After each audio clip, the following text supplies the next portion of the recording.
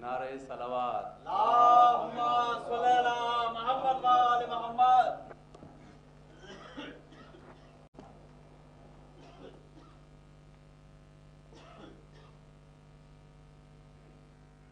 أعوذ بالله من الشيطان اللعين الرجيم.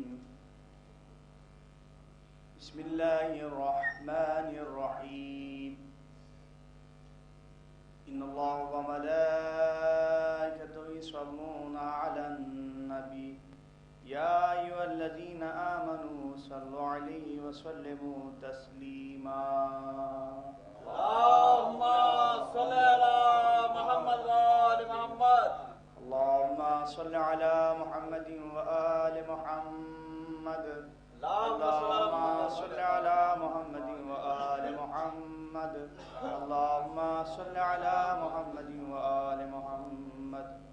اللهم لعن صنم قريش وجبتها وطاغوتها وإفكها وابنتها الذي خلف أمرك وعنكر وحيك وجهاد إنعامك وعصى رسولك وخلب دينك ورفع كتابك وأحب أعداءك وجعد علاك وأطال أحكامك وابتال فرائضك والهاد في آياتك وعدايا أولياءك وولايا أعداءك وخرب بلدك وأفساد عبادك. اللهم لعنهما وأتباعهما وأولياءهما وأشياءهما ومحبيهما فقد أخرب بيت النبوة وراد مع بابه ونقاض سقفه ولحق سماءه بأرضه وأعاليه بسافله وظاهره بباطنه واستعصى الأهل وبدا ساره وقد الأطفال وأخلى من براء من وسيع ووارث علمه وجعد إمامته وأشرك بربي ما فاضل ذنبهما وخلد ما في ثقر وما أدراك ما سقر لا تبخي ولا تذر.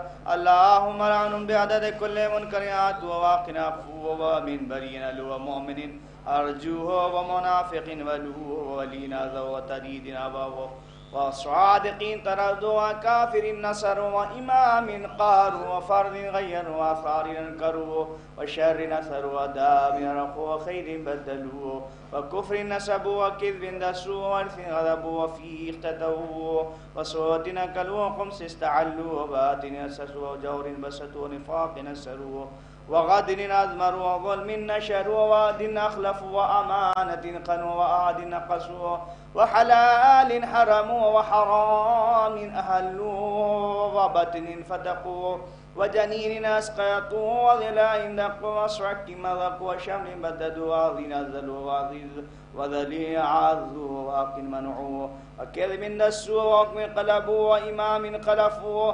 اللهم لعنهما بعدد كل آيات عرفوها وفريضة تركوها سنة غيروها وأحكام نطلوها ورثوم قدروها ووصية بدلوها وأمور ضيعوها وبيت نكسوها شهادات كتموها ودعوى ابتلوها وبينات انكروها وهيلة عدسوها وخيانة أردوها وعقبة ارتقوها ودباب درجوها وزياف لزموها. اللهم لعنهما في مكنون السر والظاهر العلانية لعنا كثيرا أبدا دائما دائبا سرمدا انقطاع لعمده ولا نفعد لعدد لعنا يعود أوله ولا ينقطع آخره له ولأعوانه وأنصارهم ومحبيهم ومواليهم والمسلمين لهم والمائلين إليهم والنائقين باحتجاجهم والناهضين بأجنحتهم والمقتدين بكلامهم والمصدقين بأحكامهم من يستغيث من أهل النار. آمين رب العالمين. اللهم أعظم عذابا يستغيث من أهل النار. آمين رب العالمين. اللهم أعظم عذابا يستغيث من أهل النار. آمين رب العالمين.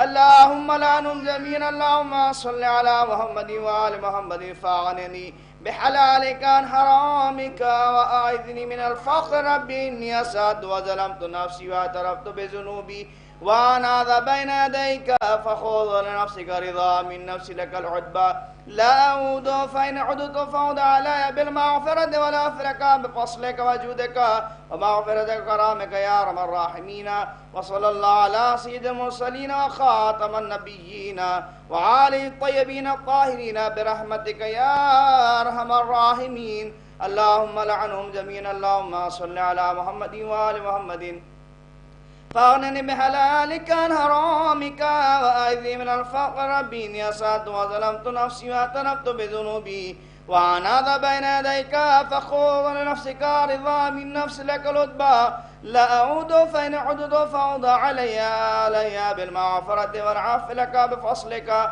وجودك ومغفرتك وكرامك يا أرحم الراحمين وصلى الله على سيد المرسلين خاتم النبيين وآله الطيبين الطاهرين برحمتك يا أرحم الراحمين اللهم لعنهم جميعا اللهم صل على محمد وآل محمد فاغنني بحلالك عن حرامك وأعذني من الفقر ربي إني أسأت وظلمت نفسي واعترفت بذنوبي وأنا بين يديك فخذ لنفسك رضا من نفسي لك العتبى لا أعود فإن عدت فعد علي بالمغفرة والعفو لك بفضلك وجودك ومغفرتك وكرامك يا أرحم الراحمين وصلى الله على سيد المرسلين وخاتم النبيين وآله الطيبين الطاهرين برحمتك يا أرحم الراحمين اللهم لعنهم جميعا اللهم صل على محمد وآل محمد فاغنني بحلالك عن حرامك وأعذني من الفقر ربي إني أسأت وظلمت نفسي واعترفت بذنوبي وأنا ذا بين يديك فخذ لنفسك رضا من نفسي لك العتبى لا أعود فإن عدت فعد علي بالمغفرة والعفو لك بفضلك وجودك ومغفرتك وكرامك يا أرحم الراحمين وصلى الله على سيد المرسلين وخاتم النبيين وعليه الطيبين الطاهرين برحمتك يا أرحم الراحمين اللهم صل على محمد وآل محمد اللهم صل على محمد وآل محمد اللهم صل على محمد وآل محمد بسم الله الرحمن الرحيم اللهم إني أسألك بحق محمد وأنت المحمود وبحق علي وأنت أعلى وبحق فاطمة وأنت فاطر السماوات والأرض وبحق الحسن وأنت المحسن وبحق الحسين وأنت قديم الحسان وبحق الأئمة 9 الطاهرين من ذرية الحسين عليهم السلام اللهم صل على محمد وآل محمد اللهم لعن أول الظالم ظلم حق محمد وآل محمد وآخر تابع له ولا ذلك اللهم لعن العصابة التي جهادت الحسين عليه السلام وشايعت وبايعت وتعبت على قتله اللهم لعنهم جميعا اللهم قص أنت أول ظالم باللعن مني وابدأ به أولا ثم الثاني والثالث والرابع اللهم لعن يزيد خامس ولعن عباد الله بن زياد وابن مرجانة وعمر بن سعاد وشمرا وآل أبي سفيان وعلى زياد وعلى مروان إلى يوم القيامة اللهم ارزقنا زيارة قبر الحسين وفي الآخرة شفاعة الحسين اللهم اكتبنا في زوار الحسين وجعلنا من باكين من عزاء الحسين اللهم اشرنا بلاء الحسين اللهم اشرنا في زمرة الحسين اللهم ادخلنا الجنة باب الحسين عليه السلام برحمتك يا أرحم الراحمين اللهم صل على محمد وآل محمد اللهم كن لوليك الحجة ابن الحسن صلواتك عليه وعلى آبائه في هذه الساعة وفي كل ساعة وليا وحافظا وقائدا وناصرا ودليلا وعينا حتى تسكن أرضك طوعا وتمتع فيها طويلا برحمتك يا أرحم الراحمين اللهم صل على محمد وآل محمد.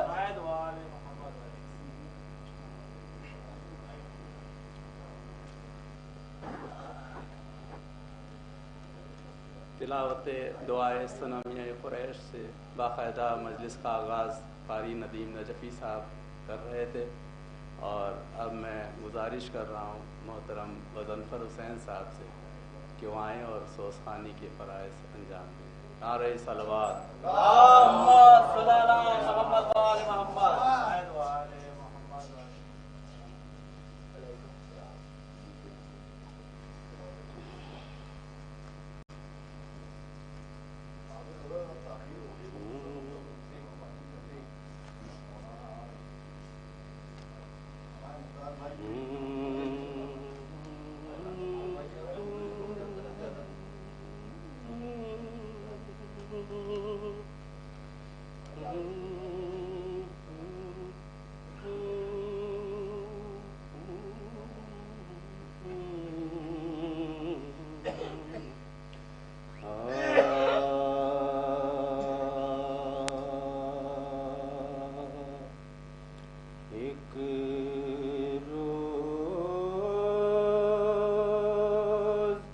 جناب حسن اور حضرت شبیر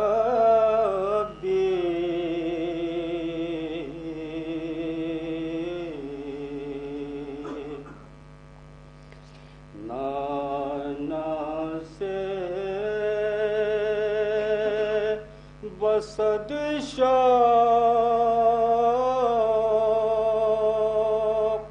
یہی کرتے تھے تقریر.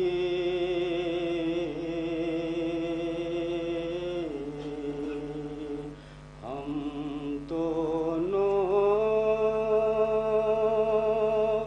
اخی گرچہ ہیں قرآن کی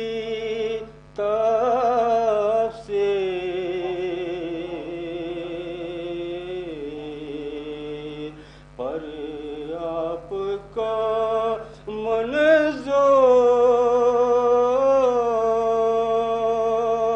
سوا کس کی ہے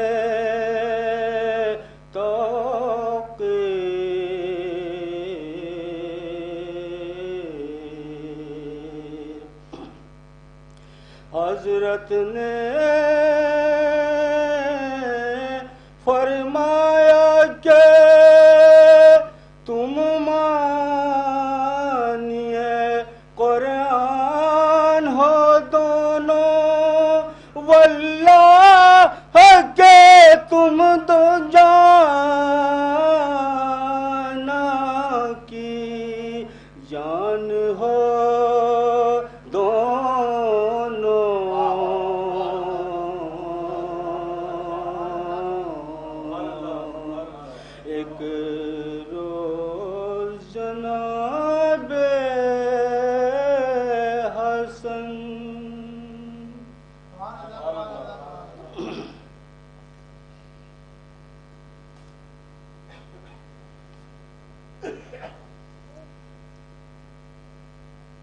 سلام کے چمشے.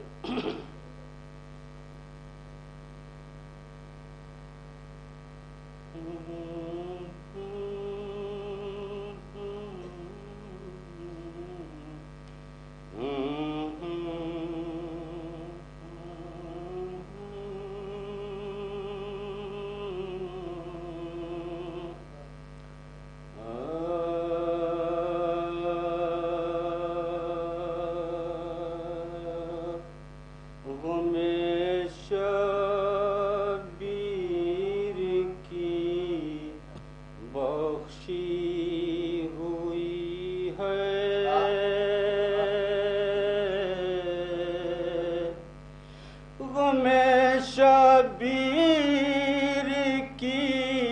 بخشی ہوئی ہے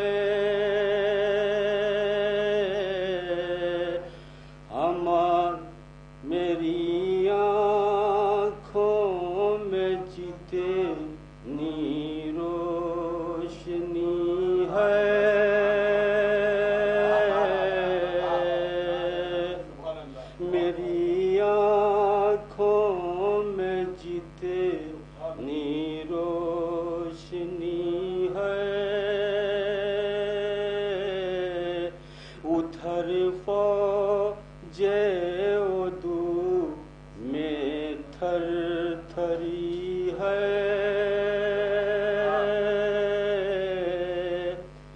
ادھر فوجے عدو میں تھر تھری ہے،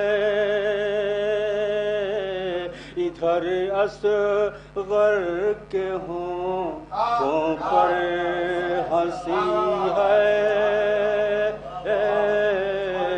ادھر اصغر کے ہونٹوں پر ہنسی ہے۔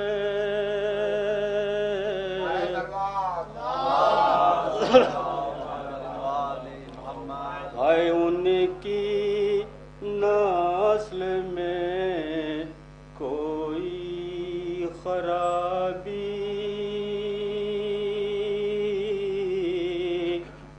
ہائے ان کی نسل میں کوئی خرابی، حسینیت سے جن کی دشمنی ہے، حسینیت سے جس کی دشمنی ہے، اے ماتم دار جتنے شاہدی کے، ہے ماتم دار جتنے شاہدی کے، انہی کے واسطے جنت بنی ہے، انہی کے واسطے جنت بنی ہے۔ ہمیں تو کے فتوے دینے والوں، ہمیں دوزخ کے فتوے دینے والوں، تمہارے نام کیا جنت بنی ہے۔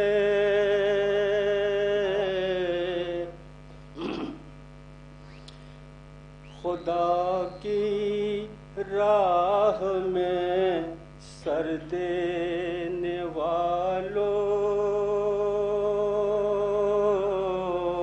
خدا کی راہ میں سر دینے والوں، خدائے تیرا کلمہ پڑھ رہی ہے، خدائے تیرا کلمہ پڑھ رہی ہے، کہا لیلا نے آ وہ میں سلا دوں،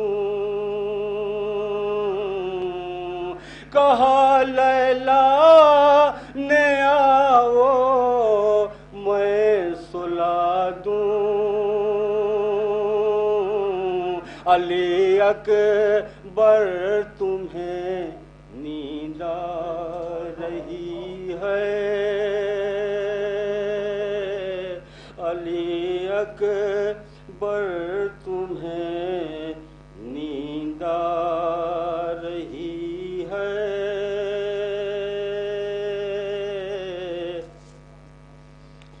جگر کے زخم پر رکھے ہوئے ہاتھ، جگر کے زخم پہ رکھے ہوئے ہاتھ، جگر کے زخم پہ رکھے ہوئے ہاتھ، پیمبر کی جوانی سو رہی ہے،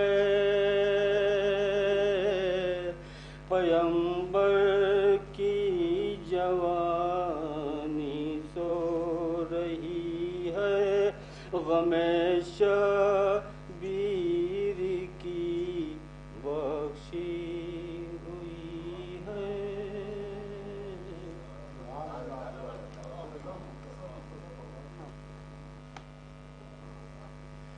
یہ تھے جناب غضنفر حسین صاحب جو بہترین سوسخانی پیش کر رہے تھے. تبرکن مولانا منصور تشریف لا چکے ہیں. تبرکن چند شعر سے بھی سماعت فرما دیں. ایک درود بھیج دیں.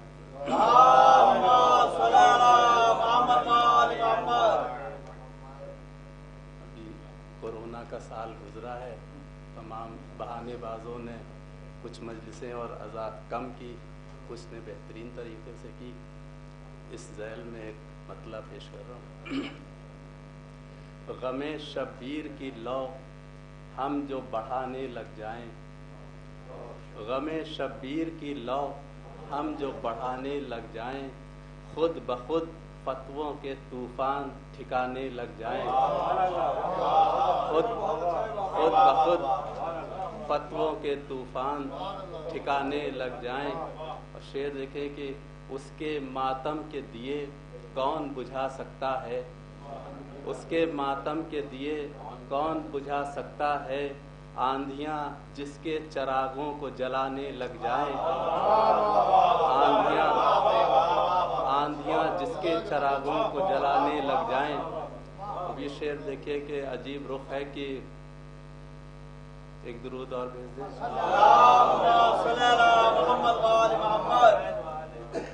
پھول گر جائیں جو تابوت علی اکبر سے، پھول گر جائیں جو تابوت علی اکبر سے، آ کے یوسف انہیں پلکوں سے اٹھانے لگ جائیں. آ کے یوسف انہیں پلکوں سے اٹھانے لگ جائیں. اور دو حساس شعر ہیں کہ بولی بے شیر سے بانو کہ جاؤ میرے لال، بولی بے شیر سے بانو کہ جاؤ میرے لال، آج تیروں پہ تبسم کے نشانے لگ جائیں. آج تیروں پہ تبسم کے نشانے لگ جائیں. اور دیکھیے سوچنے کا مقام ہے یہ شعر کہ وہ جو ایک پل کی ہنسی دامن عاشور میں ہے، وہ جو ایک پل کی ہنسی دامن عاشور میں ہے، شرح اس کی کرے دنیا تو زمانے لگ جائیں. شرح اس کی کرے دنیا تو زمانے لگ جائیں. اور وہ جو ایک پل کی ہنسی دامن عاشور میں ہے، شرح اس کی کرے دنیا تو زمانے لگ جائیں. اور ہم مومنین کی طرف سے یہ شعر کہ بک نہیں سکتا کوئی اشک عزا کا موتی، بک نہیں سکتا کوئی اشک عزا کا موتی، چاہے قیمت میں خزانے کے خزانے لگ جائیں. چاہے قیمت میں خزانے کے خزانے لگ جائیں. بس آخری دو شعر کی چھین لے اپنے اجالے. دیکھیے عجیب شعر ہے کہ چھین لے اپنے اجالے جو غم شہ کا چراغ، چھین لے اپنے اجالے جو غم شہ کے چراغ، چاند سورج ابھی اوقات میں آنے لگ جائیں. چاند سورج ابھی اوقات میں آنے لگ جائیں. اور دیکھیں یہ آخری شعر ہے لیکن سوچنے کا مقام ہے. خصوصی توجہ کہ یہ سمجھ لینا کہ اب ہار چکے ہیں ظالم، یہ سمجھ لینا کہ اب ہار چکے ہیں ظالم، جب وہ بیمار کو زنجیر پہنانے لگ جائیں. جب وہ بیمار کو زنجیر پہنانے لگ جائیں. میں گزارش کر رہا ہوں جناب ظفر صاحب سے کہ اختصار کے ساتھ آئیے یہ خطہ پڑھ لیں.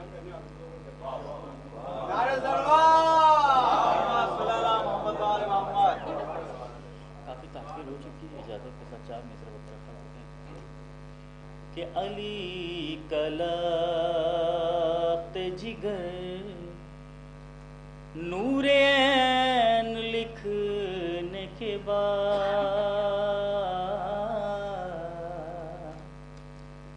علی کلات جگر نور عین لکھنے کے بعد، کہ قلم کو توڑ دیا یا حسین لکھنے کے بعد، قلم کو توڑ دیا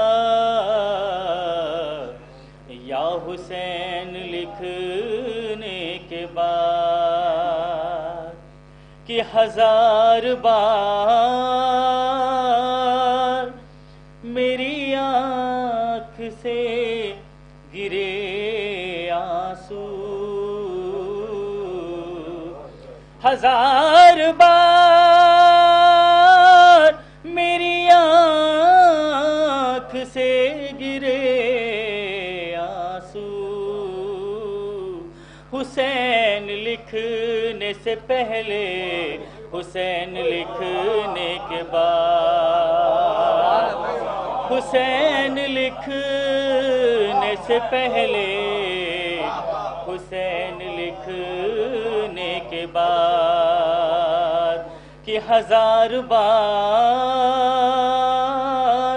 میری آنکھ سے گرے آنسو، ہزار بار میری آنکھ سے گرے آنسو،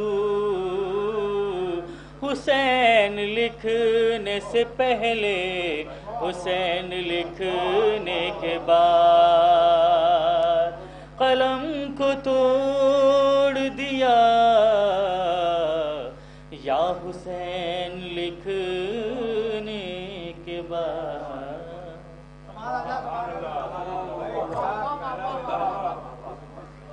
گزارش کر رہا ہوں عالی جناب دانش زیدی صاحب سے کہ ممبر پر تشریف لائیں اور اپنا کلام اختصار کے ساتھ پیش کریں۔ نعرہ صلوات۔ اللہم صلی علی محمد و آل محمد۔ والے پڑھ دیں گے سلوات بھیج چار مسئلے حاضر کرتا ہوں۔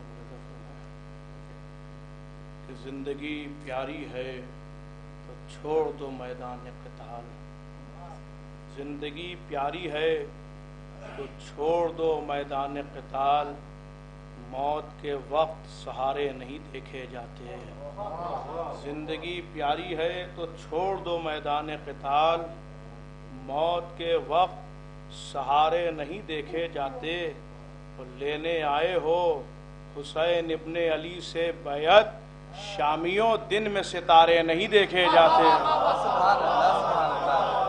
لینے آئے ہو حسین ابن علی سے بیعت، لینے آئے ہو حسین ابن علی سے بیعت، شامیوں دن میں ستارے نہیں دیکھے جاتے، لینے آئے ہو حسین ابن علی سے بیعت، شامیوں دن میں ستارے نہیں، شامیوں دن میں ستارے نہیں دیکھے جاتے۔ دو مطلب تین شعر سلوات دیتے ہیں۔ اللہم صلی علی محمد و آل محمد۔ عرض کرتا ہوں کہ کیا سمجھ پائے گی دنیا کہ ہے کیا کیا تیرا، کیا سمجھ پائے گی دنیا کہ ہے کیا کیا تیرا، کربلا تیری، نجف تیرا، مدینہ تیرا، کیا سمجھ پائے گی دنیا کہ ہے کیا کیا تیرا، کربلا تیری، نجف تیرا، مدینہ تیرا۔ یہ مطلب ملاحظہ فرمائے کہ کس طرح نظم کیا جائے سراپا تیرا، کس طرح نظم کیا جائے سراپا تیرا، روز یوسف سے ہنسی پڑھتے ہیں کلمہ تیرا، کس طرح نظم کیا جائے سراپا تیرا، کس طرح نظم کیا جائے سراپا تیرا، روز یوسف سے ہنسی پڑھتے ہیں کلمہ تیرا۔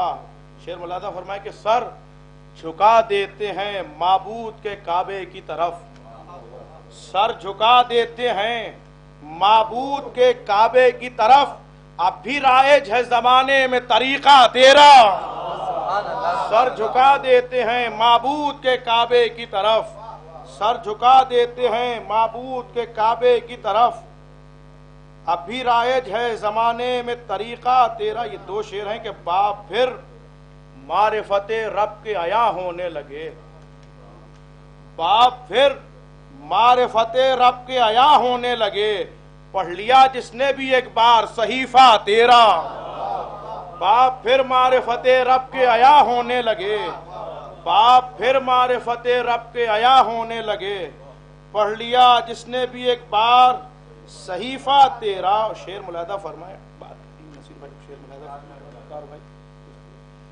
کہ باپ پھر معرفت رب کے عیا ہونے لگے، پڑھ لیا جس نے بھی ایک بار صحیفہ تیرا، گفتگو تیری ہے آیات کی ایسی مولا، گفتگو تیری ہے آیات کی ایسی مولا، رب اکبر سے ہے ملتا ہوا لہجہ تیرا، گفتگو تیری ہے آیات کی ایسی مولا، گفتگو تیری ہے آیات کی ایسی مولا، رب اکبر سے ہے ملتا ہوا لہجہ تیرا۔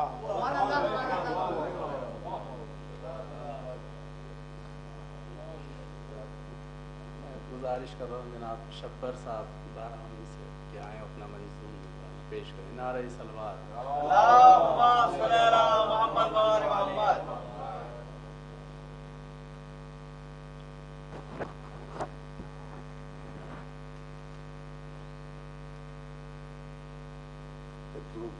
اللہم صلی علی محمد و آل محمد۔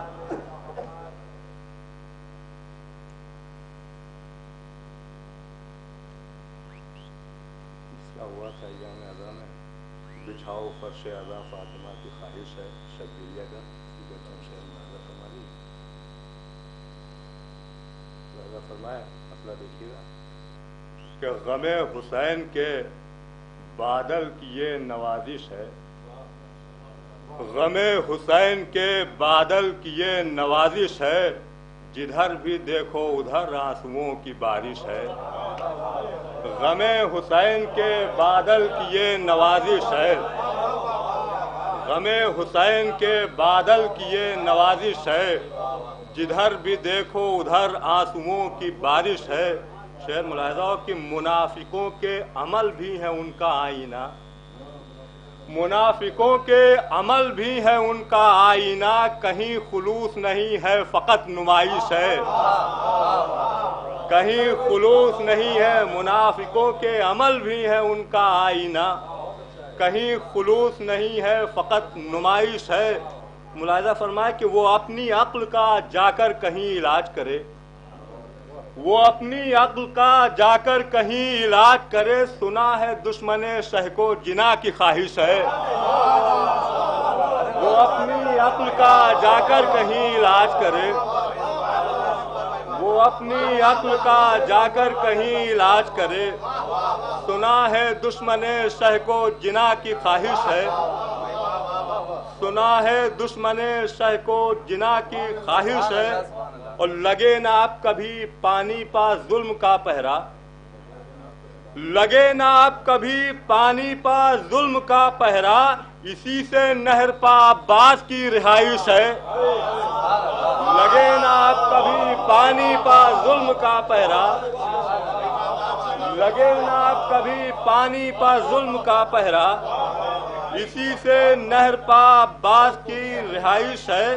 اور ملاحظہ فرما کہ کرم بطول کا جنت دلا گیا ورنہ، کرم بطول کا جنت دلا گیا ورنہ، کسی نے پوچھا تھا ہم سے ثبوت بخشش ہے، کرم بطول کا جنت دلا گیا ورنہ، کسی نے پوچھا تھا ہم سے ثبوت بخشش ہے۔ اختصار سے بہرحال دو ایک شعر اور ملاحظہ فرما لیں کہ طواف خانہ، ایک درود بھیجیے حضرات،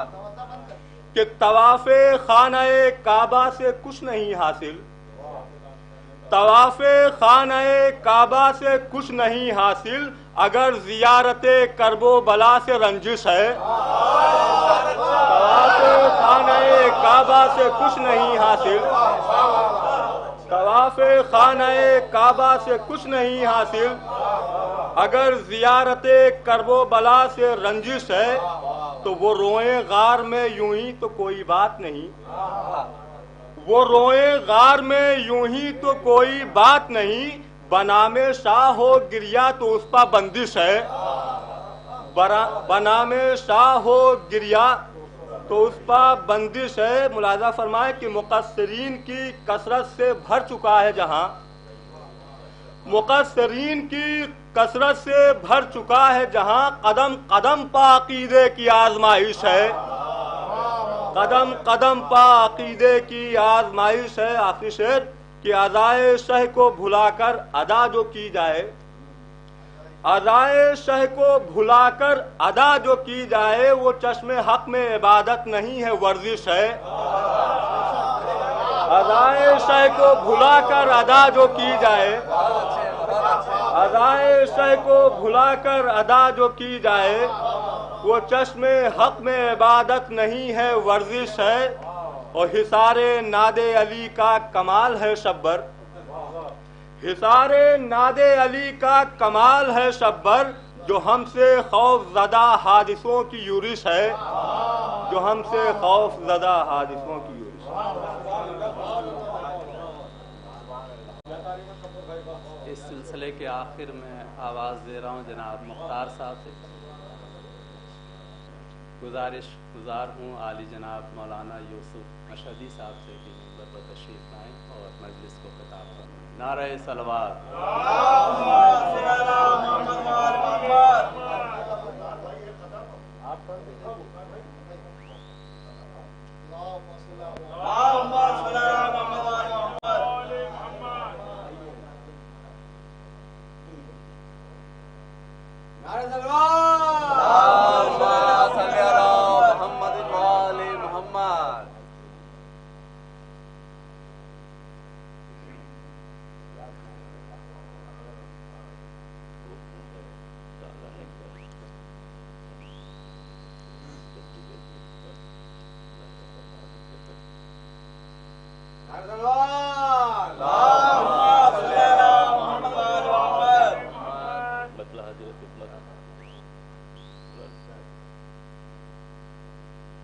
کہ اس خالق یکتا کی خدائی ہے جہاں تک، اس خالق یکتا کی خدائی ہے جہاں تک، پھیلا ہے جہاں میں غم شبیر وہاں تک.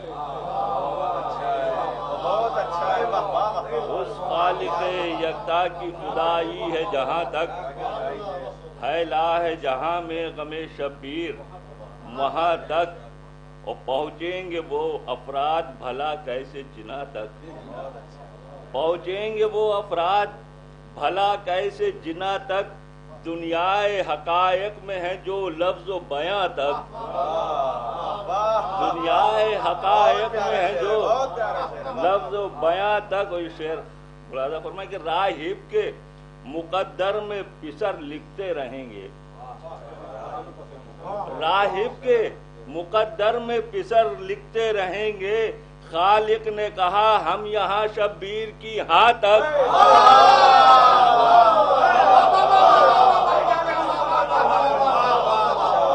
راہب کے مقدر میں پسر لکھتے رہیں گے.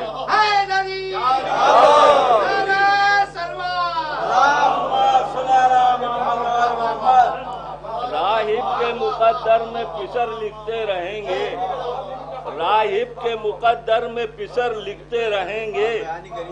خالق نے کہا ہم یہاں شبیر کی ہاں تک، خالق نے کہا ہم یہاں شبیر کی ہاں تک. اور باطل ہے کدھر حق ہے کدھر تول رہا ہے، باطل ہے کدھر حق ہے کدھر تول رہا ہے. حر فیصلہ کر لے گا یہ اکبر کی اذاں تک. باطل ہے کدھر حق ہے کدھر تول رہا ہے، حر فیصلہ کر لے گا یہ اکبر کی اذاں تک. اور شہ نے کہا ہو جائے گا خود فتح کا اعلان، شہ نے کہا ہو جائے گا خود فتح کا اعلان. آنے دو ذرا حر دلاور کو یہاں تک،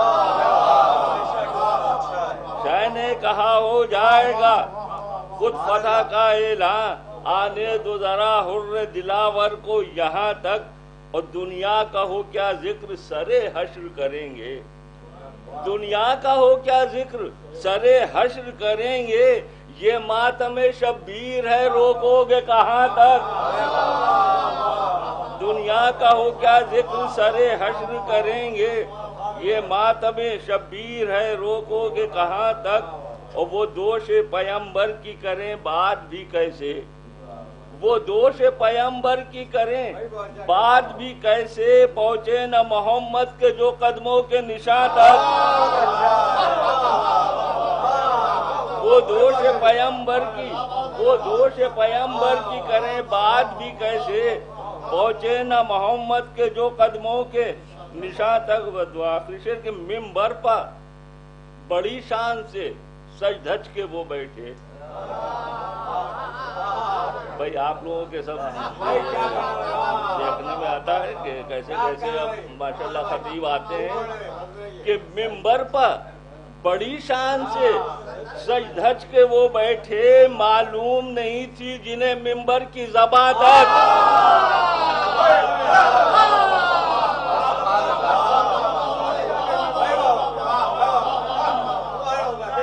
ممبر پر بڑی شان سے سج دھج کے وہ بیٹھے. ممبر پر بڑی شان سے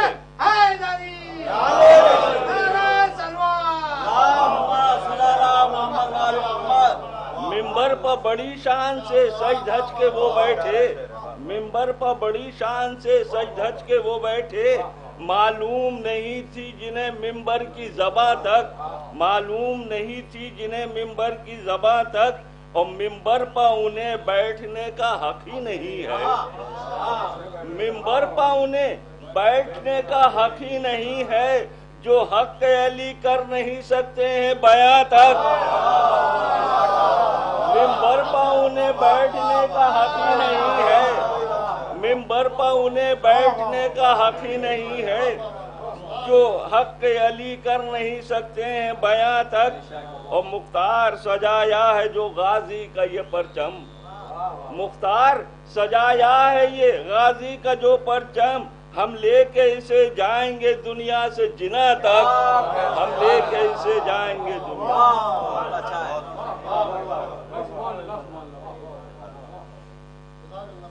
اس سے قبل کہ مولانا معصوف کو آواز دوں, ایک اعلان سماعت فرما لیں کہ مولانا عباس ارشاد نقوی صاحب کی ہمشیرہ انجم ارشاد آبدی صاحب کی صاحبہ کی برسی کی مجلس 28 فروری کو کربلا عباس باغ میں شب میں 7:30 بجے منعقد ہوگی, جس کو مولانا قمبر علی صاحب خطاب کریں گے. آپ تمام مومنین سے شرکت کی گزارش ہے.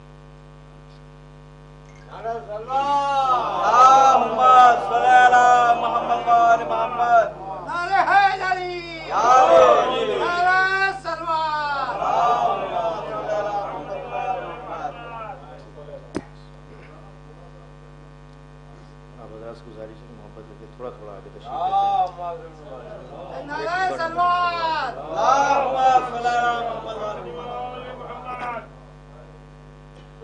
فاتحہ.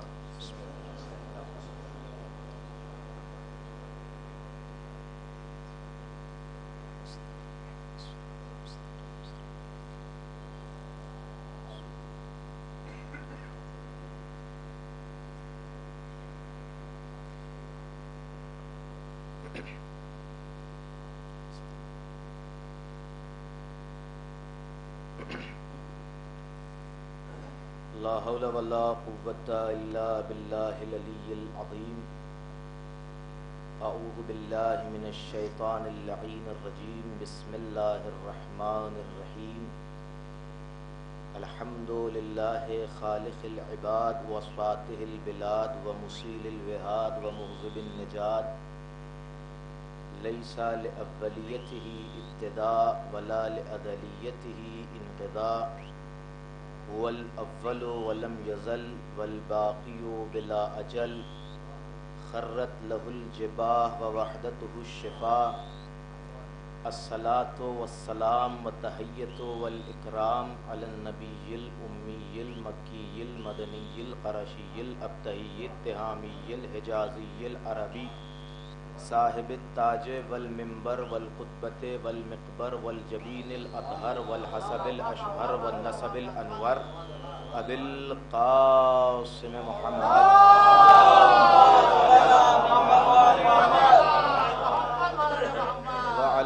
اہل بیت النبوہ و معدن الرسالہ و مختلف الملائکہ و محبت الوحی و خزان العلم و منتہى الحلم و اصول الکرم و قاعدت الامم و اولیاء النعم و عناصر الابرار و دائم الاخیار و ساست العباد و ارکان البلاد و ابواب الایمان و اومن الرحمن و سلالت النبیین و صفوت المرسلین و عطرت خیرت رب العالمین و علی ائمت الہدا و مصابیح الدجا و علام التقا و ذوی النہا و اولی الحجا و کہف الورا و ورثت الانبیاء و مثل العالی و الدعوت الحسنى و حجج اللہ علی اہل الدنیا و علی صاحب دعوت النبویہ والصولت الحیدریہ والعصمت الفاطمیہ والصلح الحسنیہ والشجاعت الحسینیہ والعبادت السجادیہ والآثار الباقریہ والعلوم الجعفریہ والحلوم الکاظمیہ والحجج الرضویہ والجود التقویہ والنقاوت النقویہ والہیبت العسکریہ والغیبت المہدویہ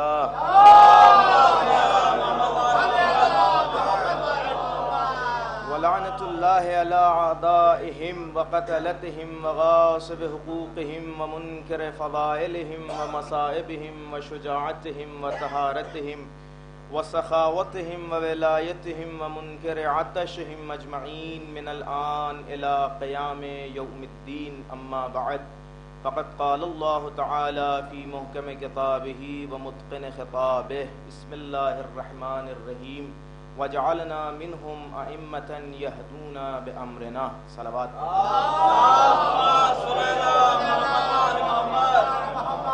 حاضرین گرامی قدر معزز سامعین کرام واجب الاحترام مومنین، آپ کی خدمت عالیہ میں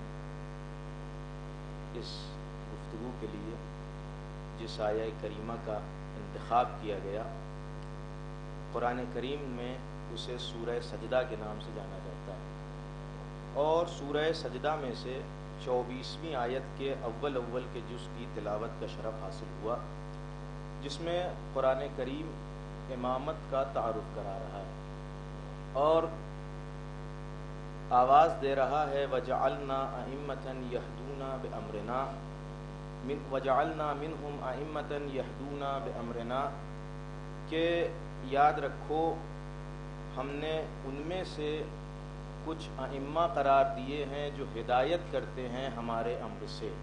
ایک صلوات پڑھ لیں عظمت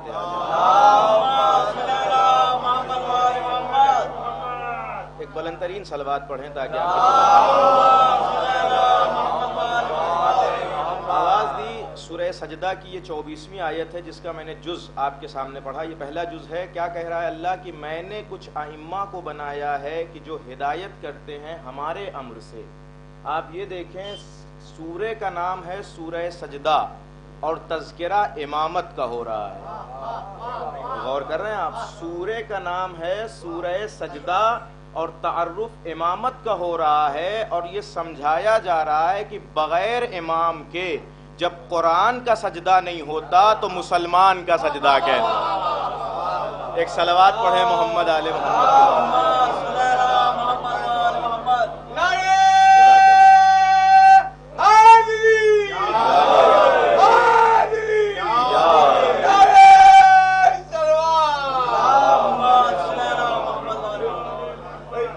بغیر امام کے جب قرآن کا سورہ سجدہ مکمل نہیں ہوتا تو مسلمان کا سجدہ کیسے بغیر امام کے ہو جائے گا؟ اچھا الفاظ دیکھیں جو قرآن نے رکھے، کیا کہا؟ وَجَعَلْنَا مِنْهُمْ أَئِمَّةً۔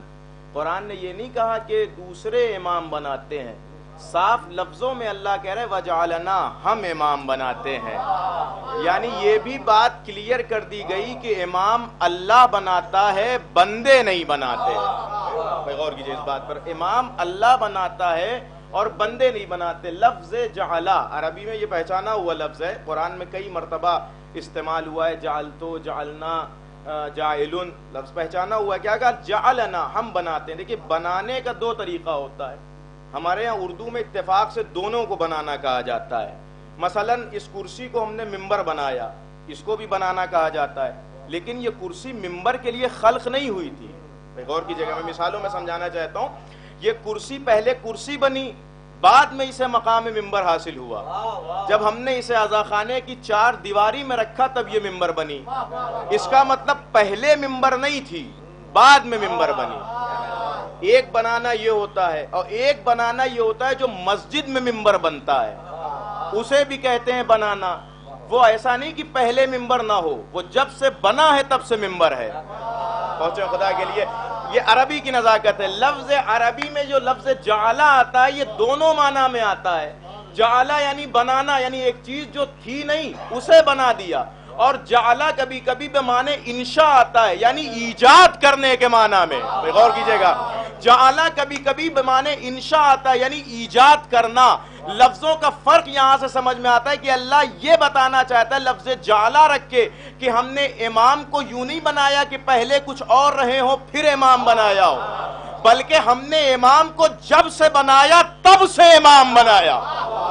غور کیجئے اس بات پر، ہم نے امام کو جب سے بنایا تب سے امام بنایا۔ آپ کہیں مولانا دلیل، تو اس کی سب سے بڑی دلیل قرآن کی وہ آیت ہے، کیا کہا؟ انی جاعل فی الارض خلیفہ۔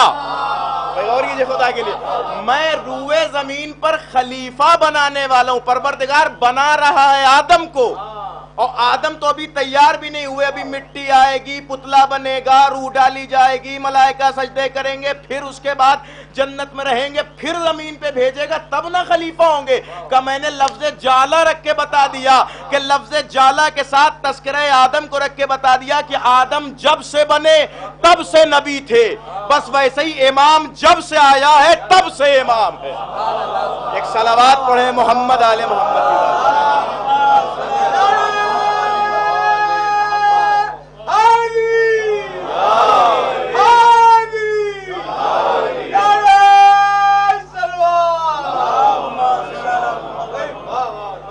بلند ترین صلوات پڑھیں آپ لفظ جعلہ کے ذریعے ادراک کرائے گا کہ دیکھو ہم جو امام بناتے ہیں وہ امام آ کے نہیں بنتا بلکہ امام بن کے آتا ہے۔ غور کیجئے گا اس بات پر، پڑھے گا یہ کون سی بات ہے کہ آ کے نہیں بنتا بن کے آتا، یہ کیسے سمجھ میں آئے؟ کہ دیکھو تمہیں اگر سمجھنا ہے تو نبوت کو دیکھتے چلے جاؤ، امامت سمجھ میں آتی چلی جائے گی۔ میں نے ایک نبی کے آنے کا تذکرہ تمہارے سامنے بتایا۔ ممکن ہے آپ کے ذہن میں یہ سوال ہے کہ مولانا امامت کی بات کرتے کرتے نبوت پہ کہاں سے چلے گئے؟ دیکھیں علم اصول میں ایک قاعدہ ہے جسے ہم کہتے ہیں دلیل فہوی، کوئی سخت قاعدہ نہیں، ہم سب روزمرہ کی گفتگو میں استعمال کرتے ہیں، مگر یہ اس کو قاعدے کے طور پر، علمی طور پر علم اصول میں، علم لاجک میں بیان کیا جاتا ہے، جس سے علماء استفادہ کرتے ہیں۔ وہ قاعدہ کیا ہے؟ جس کو دلیل فہوی کہتے ہیں۔ دوسرا نام دلیل اولویت ہے، جو ہم ہر روز استعمال کرتے ہیں۔ مثلا کہتے ہیں یہ 100 واٹ کا بلب ہے، اس سے کرنٹ لگ سکتا ہے، لیکن اب اگر کوئی 500 واٹ کا بلب ہو تو ہم کیا کہیں گے؟ اس سے زیادہ کرنٹ لگ سکتا ہے۔ بھائی کیوں؟ کہ اس لیے کہ اس میں کرنٹ زیادہ ہے۔ غور کریں، اس کو کہتے ہیں دلیل اولویت، یعنی ایک جگہ جو چیز کم پائی جا رہی ہو، جیسے ہم نے حضرت آدم کے لیے قرآن نے کہا کہ درخت کے پاس مت جانا، تو حضرت آدم درخت کے پاس کہاں گئے تھے؟ انہوں نے تو پھل کھایا تھا۔ پروردگار پھر کیوں نکال رہا ہے؟ کہ یہی دلیل اولویت ہے، جب جانے کو منع کیا گیا تھا تو کھانے کو تو بدرجہ اولا منع کیا گیا تھا۔ غور کریں، اس کو کہتے ہیں مفہوم اولویت۔ تو اب اگر ہم کو نبی کا آنا سمجھ میں آ جائے تو امام کا آنا خود بخود سمجھ میں آ جائے گا، اس لیے کہ امامت ایک درجہ نبوت سے بالا ہے۔ غور کیجئے گا، امام کہتے ہی اسے ہیں کہ بغیر اقرار ولایت امام کے نبی نبی نہیں بنتا۔ غور کیجئے اس بات پر، بغیر اقرار ولایت امام کے نبی کو نبی کا منصب نہیں دیا جاتا، نبوت کا منصب نہیں دیا جاتا۔ تو وہ کون سا نبی ہے جس کے آنے کا تذکرہ قرآن میں ہوا؟ کہ ایک نبی کے آنے کا تذکرہ ہم نے قرآن میں کیا ہے، بس اس تذکرے کو دیکھو اور یہیں سے سمجھنا کہ مقام امامت کیا ہے، جو امام بن کے آتا ہے وہ کیا ہوتا ہے۔ ہم نے دیکھا ایک نبی ہے، دنیا میں آیا، لوگوں نے سوالات کیے یہ کیسے آیا؟ آواز دی انی عبداللہ آتانی الکتاب وجعلنی نبیا، کہ میں اللہ کا بندہ ہوں، مجھے کتاب دے کے بھیجا گیا، مجھے نبی بنا کے بھیجا گیا۔ آپ غور کر رہے ہیں، ابھی عیسیٰ ماں کی آغوش میں ہے اور کہہ رہے ہیں مجھے نبی بنا کے بھیجا گیا۔ بھائی عیسیٰ نے فیصلہ کیا نا کہ جب نبی بن کے آتا ہے تو امام بھی تو بن کے آتا ہوگا، لیکن اولویت کا مسئلہ بھی یہیں سے ثابت ہوا۔ کیا کہا؟ انی عبداللہ آتانی الکتاب، ایک لفظ ہے لفظ کتاب اور ایک لفظ ہے لفظ کتب. کتاب کہتے ہیں سنگولر کو, کتب کہتے ہیں پلورل کو. یعنی اگر ایک کتاب ہو تو کتاب کہا جاتا ہے, کئی کتابیں ہوں تو کتب کہا جاتا ہے. عیسیٰ نے یہ نہیں کہا کہ میں کتابیں لے کے آیا, کہا میں کتاب لے کے آیا. بہت توجہ, کہا میں کتاب لے کے آیا. انی عبداللہ آتانی الکتاب, مجھے کتاب دی گئی. بھئی یہیں سے سمجھ میں آیا کہ جو نبی ہوتا ہے وہ ایک کتاب لے کے آتا ہے, جو امام ہوتا ہے وہ آتے ہی توریت بھی سناتا ہے, زبور بھی سناتا ہے.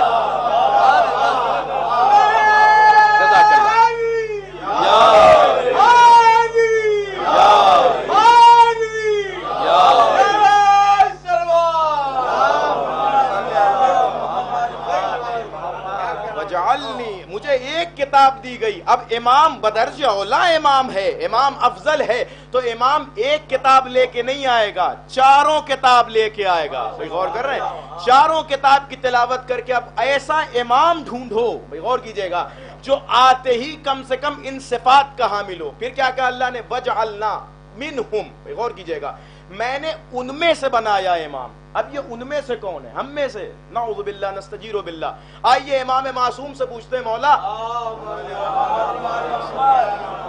آپ سلوات ذرا انلاک والی پڑھیں گے, لاک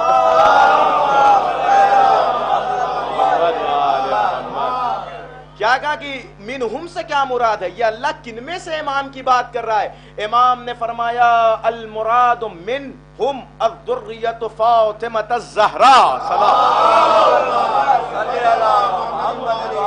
کہاں یہاں ہم سے مراد نسل فاطمہ ہے. اب آیت کا ترجمہ کرے, یعنی اللہ کہہ رہا میں نے امام بنایا نسل فاطمہ میں سے.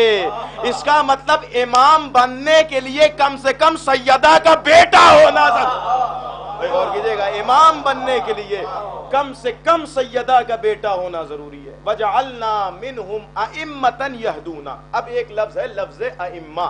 لفظ ائمہ آیا امام سے. اب یہ عربی گرامر ہے, امام کا جمع یعنی امام سنگولر ہے, اور اس کے بعد جب اس کی جمع بنائی جاتی ہے تو اس کو ائمہ کہا جاتا ہے. جیسے ہمارے یہاں اردو میں استعمال ہوتا ہے, ایک کرسی ہو تو کرسی کہا جاتا ہے, کئی کرسیاں ہو تو کرسیاں کہا جاتا ہے. اسی طرح عربی میں بھی ایک امام ہو تو امام کہا جاتا ہے, اور اگر کئی امام ہو تو ائمہ کہا جاتا ہے. لیکن ہمارے اردو میں یہ قاعدہ نہیں ہے جو عربی میں ہے.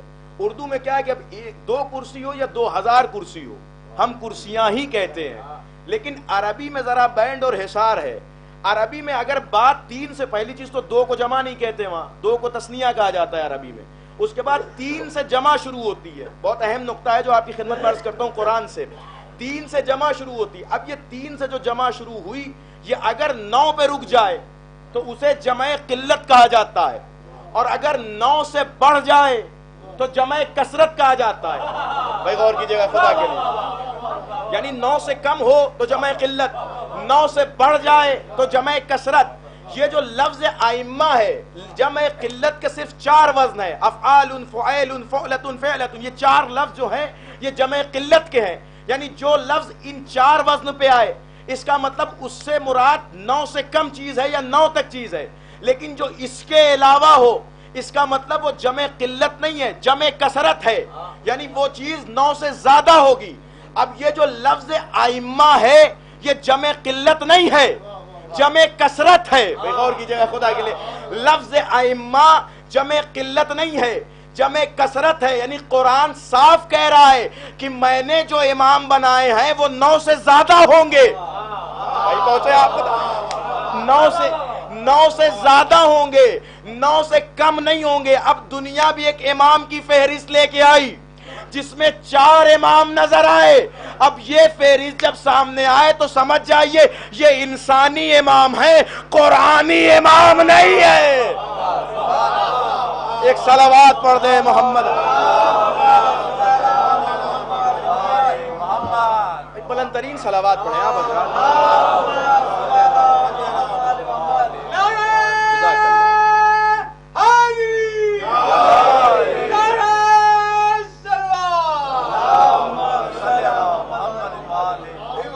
انسانی امام ہے، قرآن چونکہ لفظ آئمہ کا استعمال کر رہا ہے اور لفظ آئمہ 9 سے زیادہ پہ دلالت کرتا ہے. اب کوئی ایسی فہرست تیار کرو جہاں 9 سے زیادہ امام پائے جاتے ہوں، غور کیجئے گا، جہاں 9 سے زیادہ امام پائے جاتے ہوں تو وہ فہرست الحمدللہ کسی کے پاس نہیں ہے سوائے اہل تشیع کے. غور کیجئے گا، جہاں 9 سے زیادہ امام پائے جاتے ہوں. کیسے امام؟ اب اللہ نے آگے شناخت کرانا شروع کی. اچھا، لفظ امام بہت توجہ چاہتا ہوں. امام کسے کہتے ہیں؟ لفظ امام کو جب آپ عربک ڈکشنری میں دیکھیں گے تو امام کا معنی ہوتا ہے جو آگے ہو، اسے امام. میں بھی موضوع پہ آ رہا ہوں. جو آگے ہو اسے امام کہا جاتا ہے. دیکھیے آگے بھی 2 طریقے سے ہوا جاتا ہے. ایک جو قدرتی آگے ہوتا ہے، ایک جسے آگے کر دیا جاتا ہے.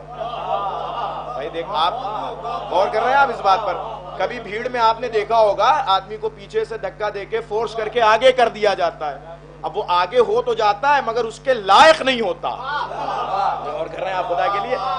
اب آگے کر دیا جاتا ہے لیکن وہ اس کے لائق نہیں ہوتا. اب قرآن کہہ رہا ہے امام وہ ہوگا جو آگے ہو. بھائی غور کیجئے گا، جو آگے ہو تو کون سا آگے ہو؟ جسے امت نے آگے کیا ہو وہ، یا جسے قدرت نے آگے کیا ہو وہ؟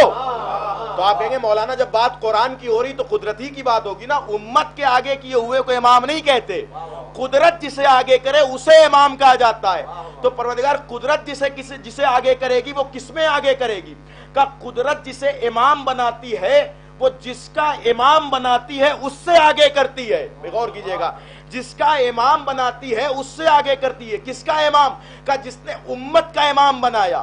اب امت کہاں پہ آ کے رکی؟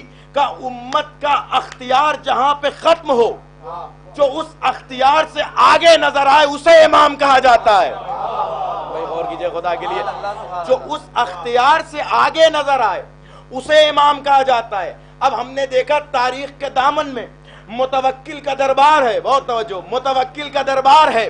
دربار سجا ہوا ہے. امام علی النقی علیہ السلام، ان کی آمد ہوئی. پردہ، وہاں کے جو خادمین تھے انہوں نے پردہ ہٹایا. امام ہیبت کے ساتھ اس دربار میں داخل ہوئے. متوکل کھڑا ہو گیا. امام رخصت ہو گئے. پھر اس کے بعد متوکل نے کہا کہ میں امام کی یہ عزت نہیں دیکھنا چاہتا. کہ کون سی عزت؟ کہا یہ جو تم لوگ پردہ ہٹاتے ہو یہ میں نہیں دیکھنا چاہتا، اس لیے کہ جب امام داخل ہوتے ہیں تو مجھ پہ ان کی ہیبت طاری ہوتی ہے. تو لہٰذا اب جب امام آئے، بھائی غور کیجئے گا، ذہن میں رکھیے گا، امام اسے کہتے ہیں جو انسان کے اختیار سے آگے ہو.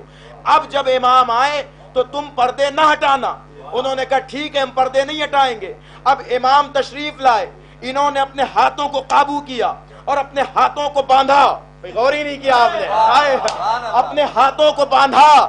اس کا مطلب ہاتھ وہی باندھتے ہیں جو توہین امام کا قصد رکھتے ہو. غور کر رہے ہیں، ہاتھ باندھنا متوکل کے دربار سے چل رہا ہے. انہوں نے اپنے ہاتھوں کو باندھا کہ آج ہم امام کے لیے پردہ نہیں ہٹائیں گے. اب انہوں نے امام کے لیے پردہ نہیں ہٹایا. امام کی آمد ہوئی. جیسے ہی امام تشریف لائے، تاریخ کہتی امام پردے کے پاس رکے. ایک بہترین باد صبا کا جھونکا آیا، ہوا کا جھونکا آیا، پردہ اپنے آپ ہٹا. امام اندر تشریف لائے. امام کی ہیبت تھی کہ دربار سے جتنے بیٹھے ہوئے کرسی نشین تھے وہ اپنے آپ کھڑے ہوئے. متوکل تخت پہ کھڑا ہوا. امام آئے، تشریف لائے، متوکل کے پاس بیٹھے، باتیں ہوئی. پھر امام رخصت ہوئے. جیسے ہی دربار کے پردے تک پہنچے پھر وہی ہوا کا جھونکا آیا، پھر پردہ کنارے ہٹا، پھر امام چلے گئے. متوکل نے ایک مرتبہ دانتوں کو پیس کے کہا کہ دوبارہ میں یہ نہ دیکھوں کہ تم امام کے لیے پردے نہ ہٹاؤ. غور کر رہے ہیں؟ غور ہی نہیں کر رہا. دوبارہ میں یہ نہ دیکھوں کہ تم امام کے لیے پردے نہ ہٹاؤ. کا کیوں؟ کا اس لیے کہ میں نہیں چاہتا کہ بار بار امام کا احترام ہوا کرے. غور کیجئے گا، بار بار امام کا احترام ہوا کرے. بھائی یہیں سے فیصلہ ہوا عوام کا اختیار ہاتھوں پہ رک جاتا ہے، امام ہواؤں پہ بھی قدرت رکھتا ہے. صلوات پر محمد آل محمد. ایک اور بلند ترین صلوات پڑھ دیں.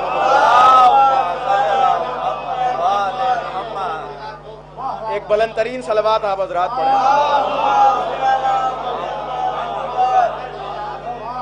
امام اسے کہتے ہیں جو اختیار بشر سے آگے نظر آئے، جو اختیار بشر سے آگے نظر آئے۔ اختیار بشر کیا ہے؟ جو ہاتھوں پہ رک جائے۔ امام کسے کہتے ہیں؟ جو ہواؤں پہ بھی اختیار رکھتا ہو۔ غور کر رہے ہیں آپ؟ اختیار بشر ہاتھوں پہ رک گیا، لیکن امام ہواؤں پہ قدرت رکھتا۔ اب امام اسے کہتے ہیں۔ آئیے لفظ امام کی تشریح ذرا سا حضرت زہرا سلام اللہ علیہ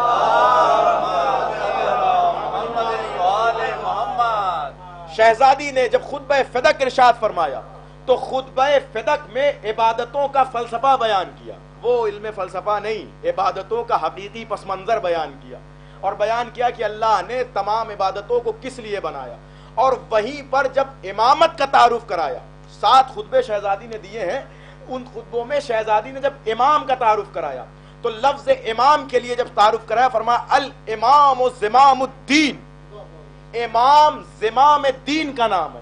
زمام کسے کہتے ہیں؟ بہت توجہ، زمام عربی میں زمام کسے کہا جاتا ہے؟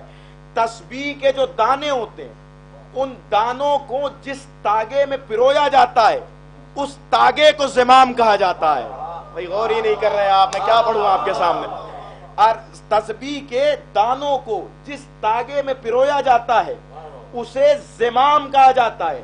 شہزادی نے لفظ زمام رکھا کہ الامام زمام الدین، امام دین کی زمام کا نام ہے، یعنی اگر امام نہ ہو تو دین بکھرا ہوا نظر آئے۔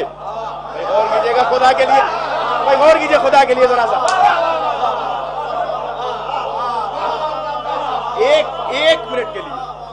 ایک منٹ کے لیے اگر آپ تسبیح سے اس تاگے کو الگ کر دے تو تسبیح نہیں ہوگی، دانا ہو جائے گی۔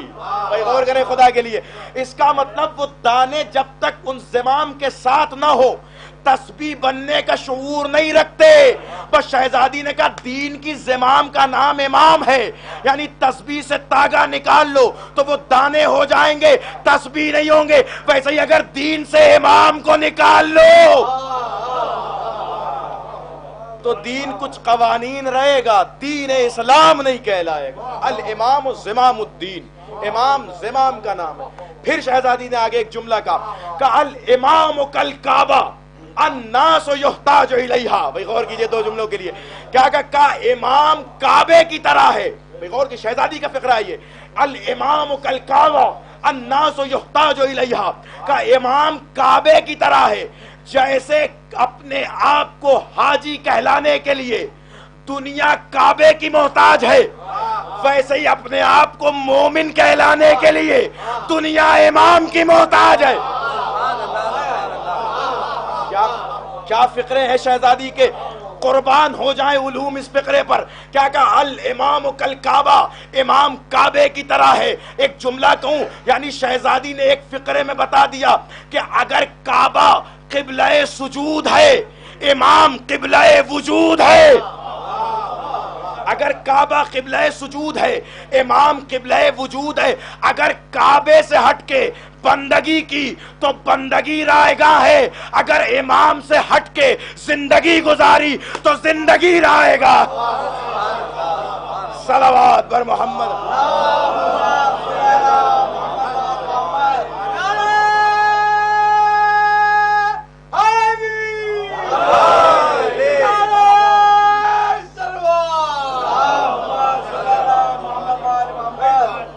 امام کہا جاتا ہے۔ اب اللہ نے بات اور آگے بڑھائی، دیکھیں وجعلنا حل ہو گیا، منہم حل ہو گیا، ائمتن۔ اب ایک لفظ دیکھیں کیا کہا قرآن نے آگے بڑھ کے، وجعلنا منہم ائمتن یہدونا، کا امام اسے کہتے ہیں جو ہدایت کرتا ہو۔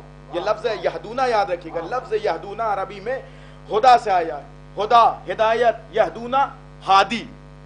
غور کر رہے ہیں، جس کی شب شہادت جس امام کی مجلس میں آپ بیٹھے ہوئے ہیں ان کا عظیم ترین لقب ہے امام ہادی۔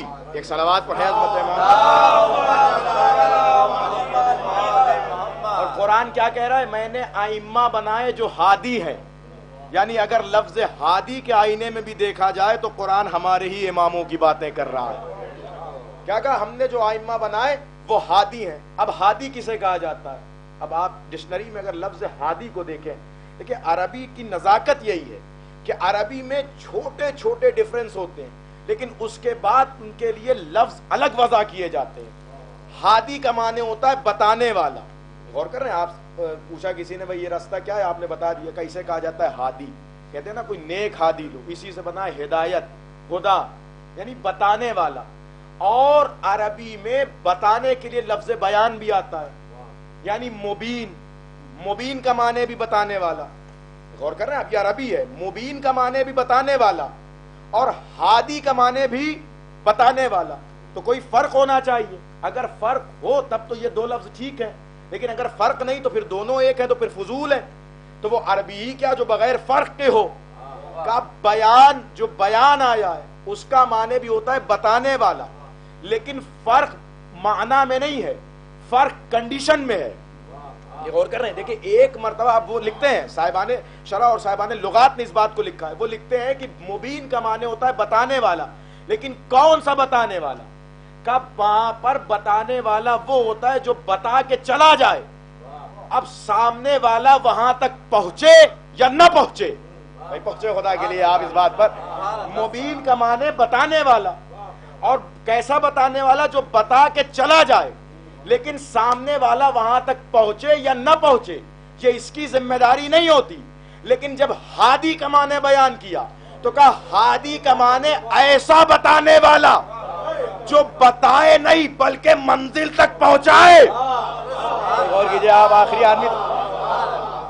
ہادی کا معنی ایسا بتانے والا کہ جس کی نیت میں یہ ہو کہ جب میں اسے بتاؤں تو یہ منزل تک پہنچ جائے. یعنی مبین میں کیا ہے؟ اس کا کام صرف بتانا ہے, منزل تک پہنچانا نہیں ہے. ہادی کا کام صرف بتانا نہیں ہے, منزل تک پہنچانا ہے.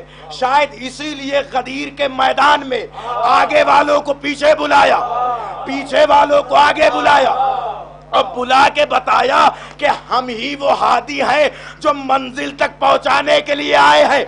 اور ہاتھوں پہ علی کو اٹھا کے بتایا اور یہی وہ منزل ہے جہاں تک پہنچانے کے لیے آئے. صلوات پر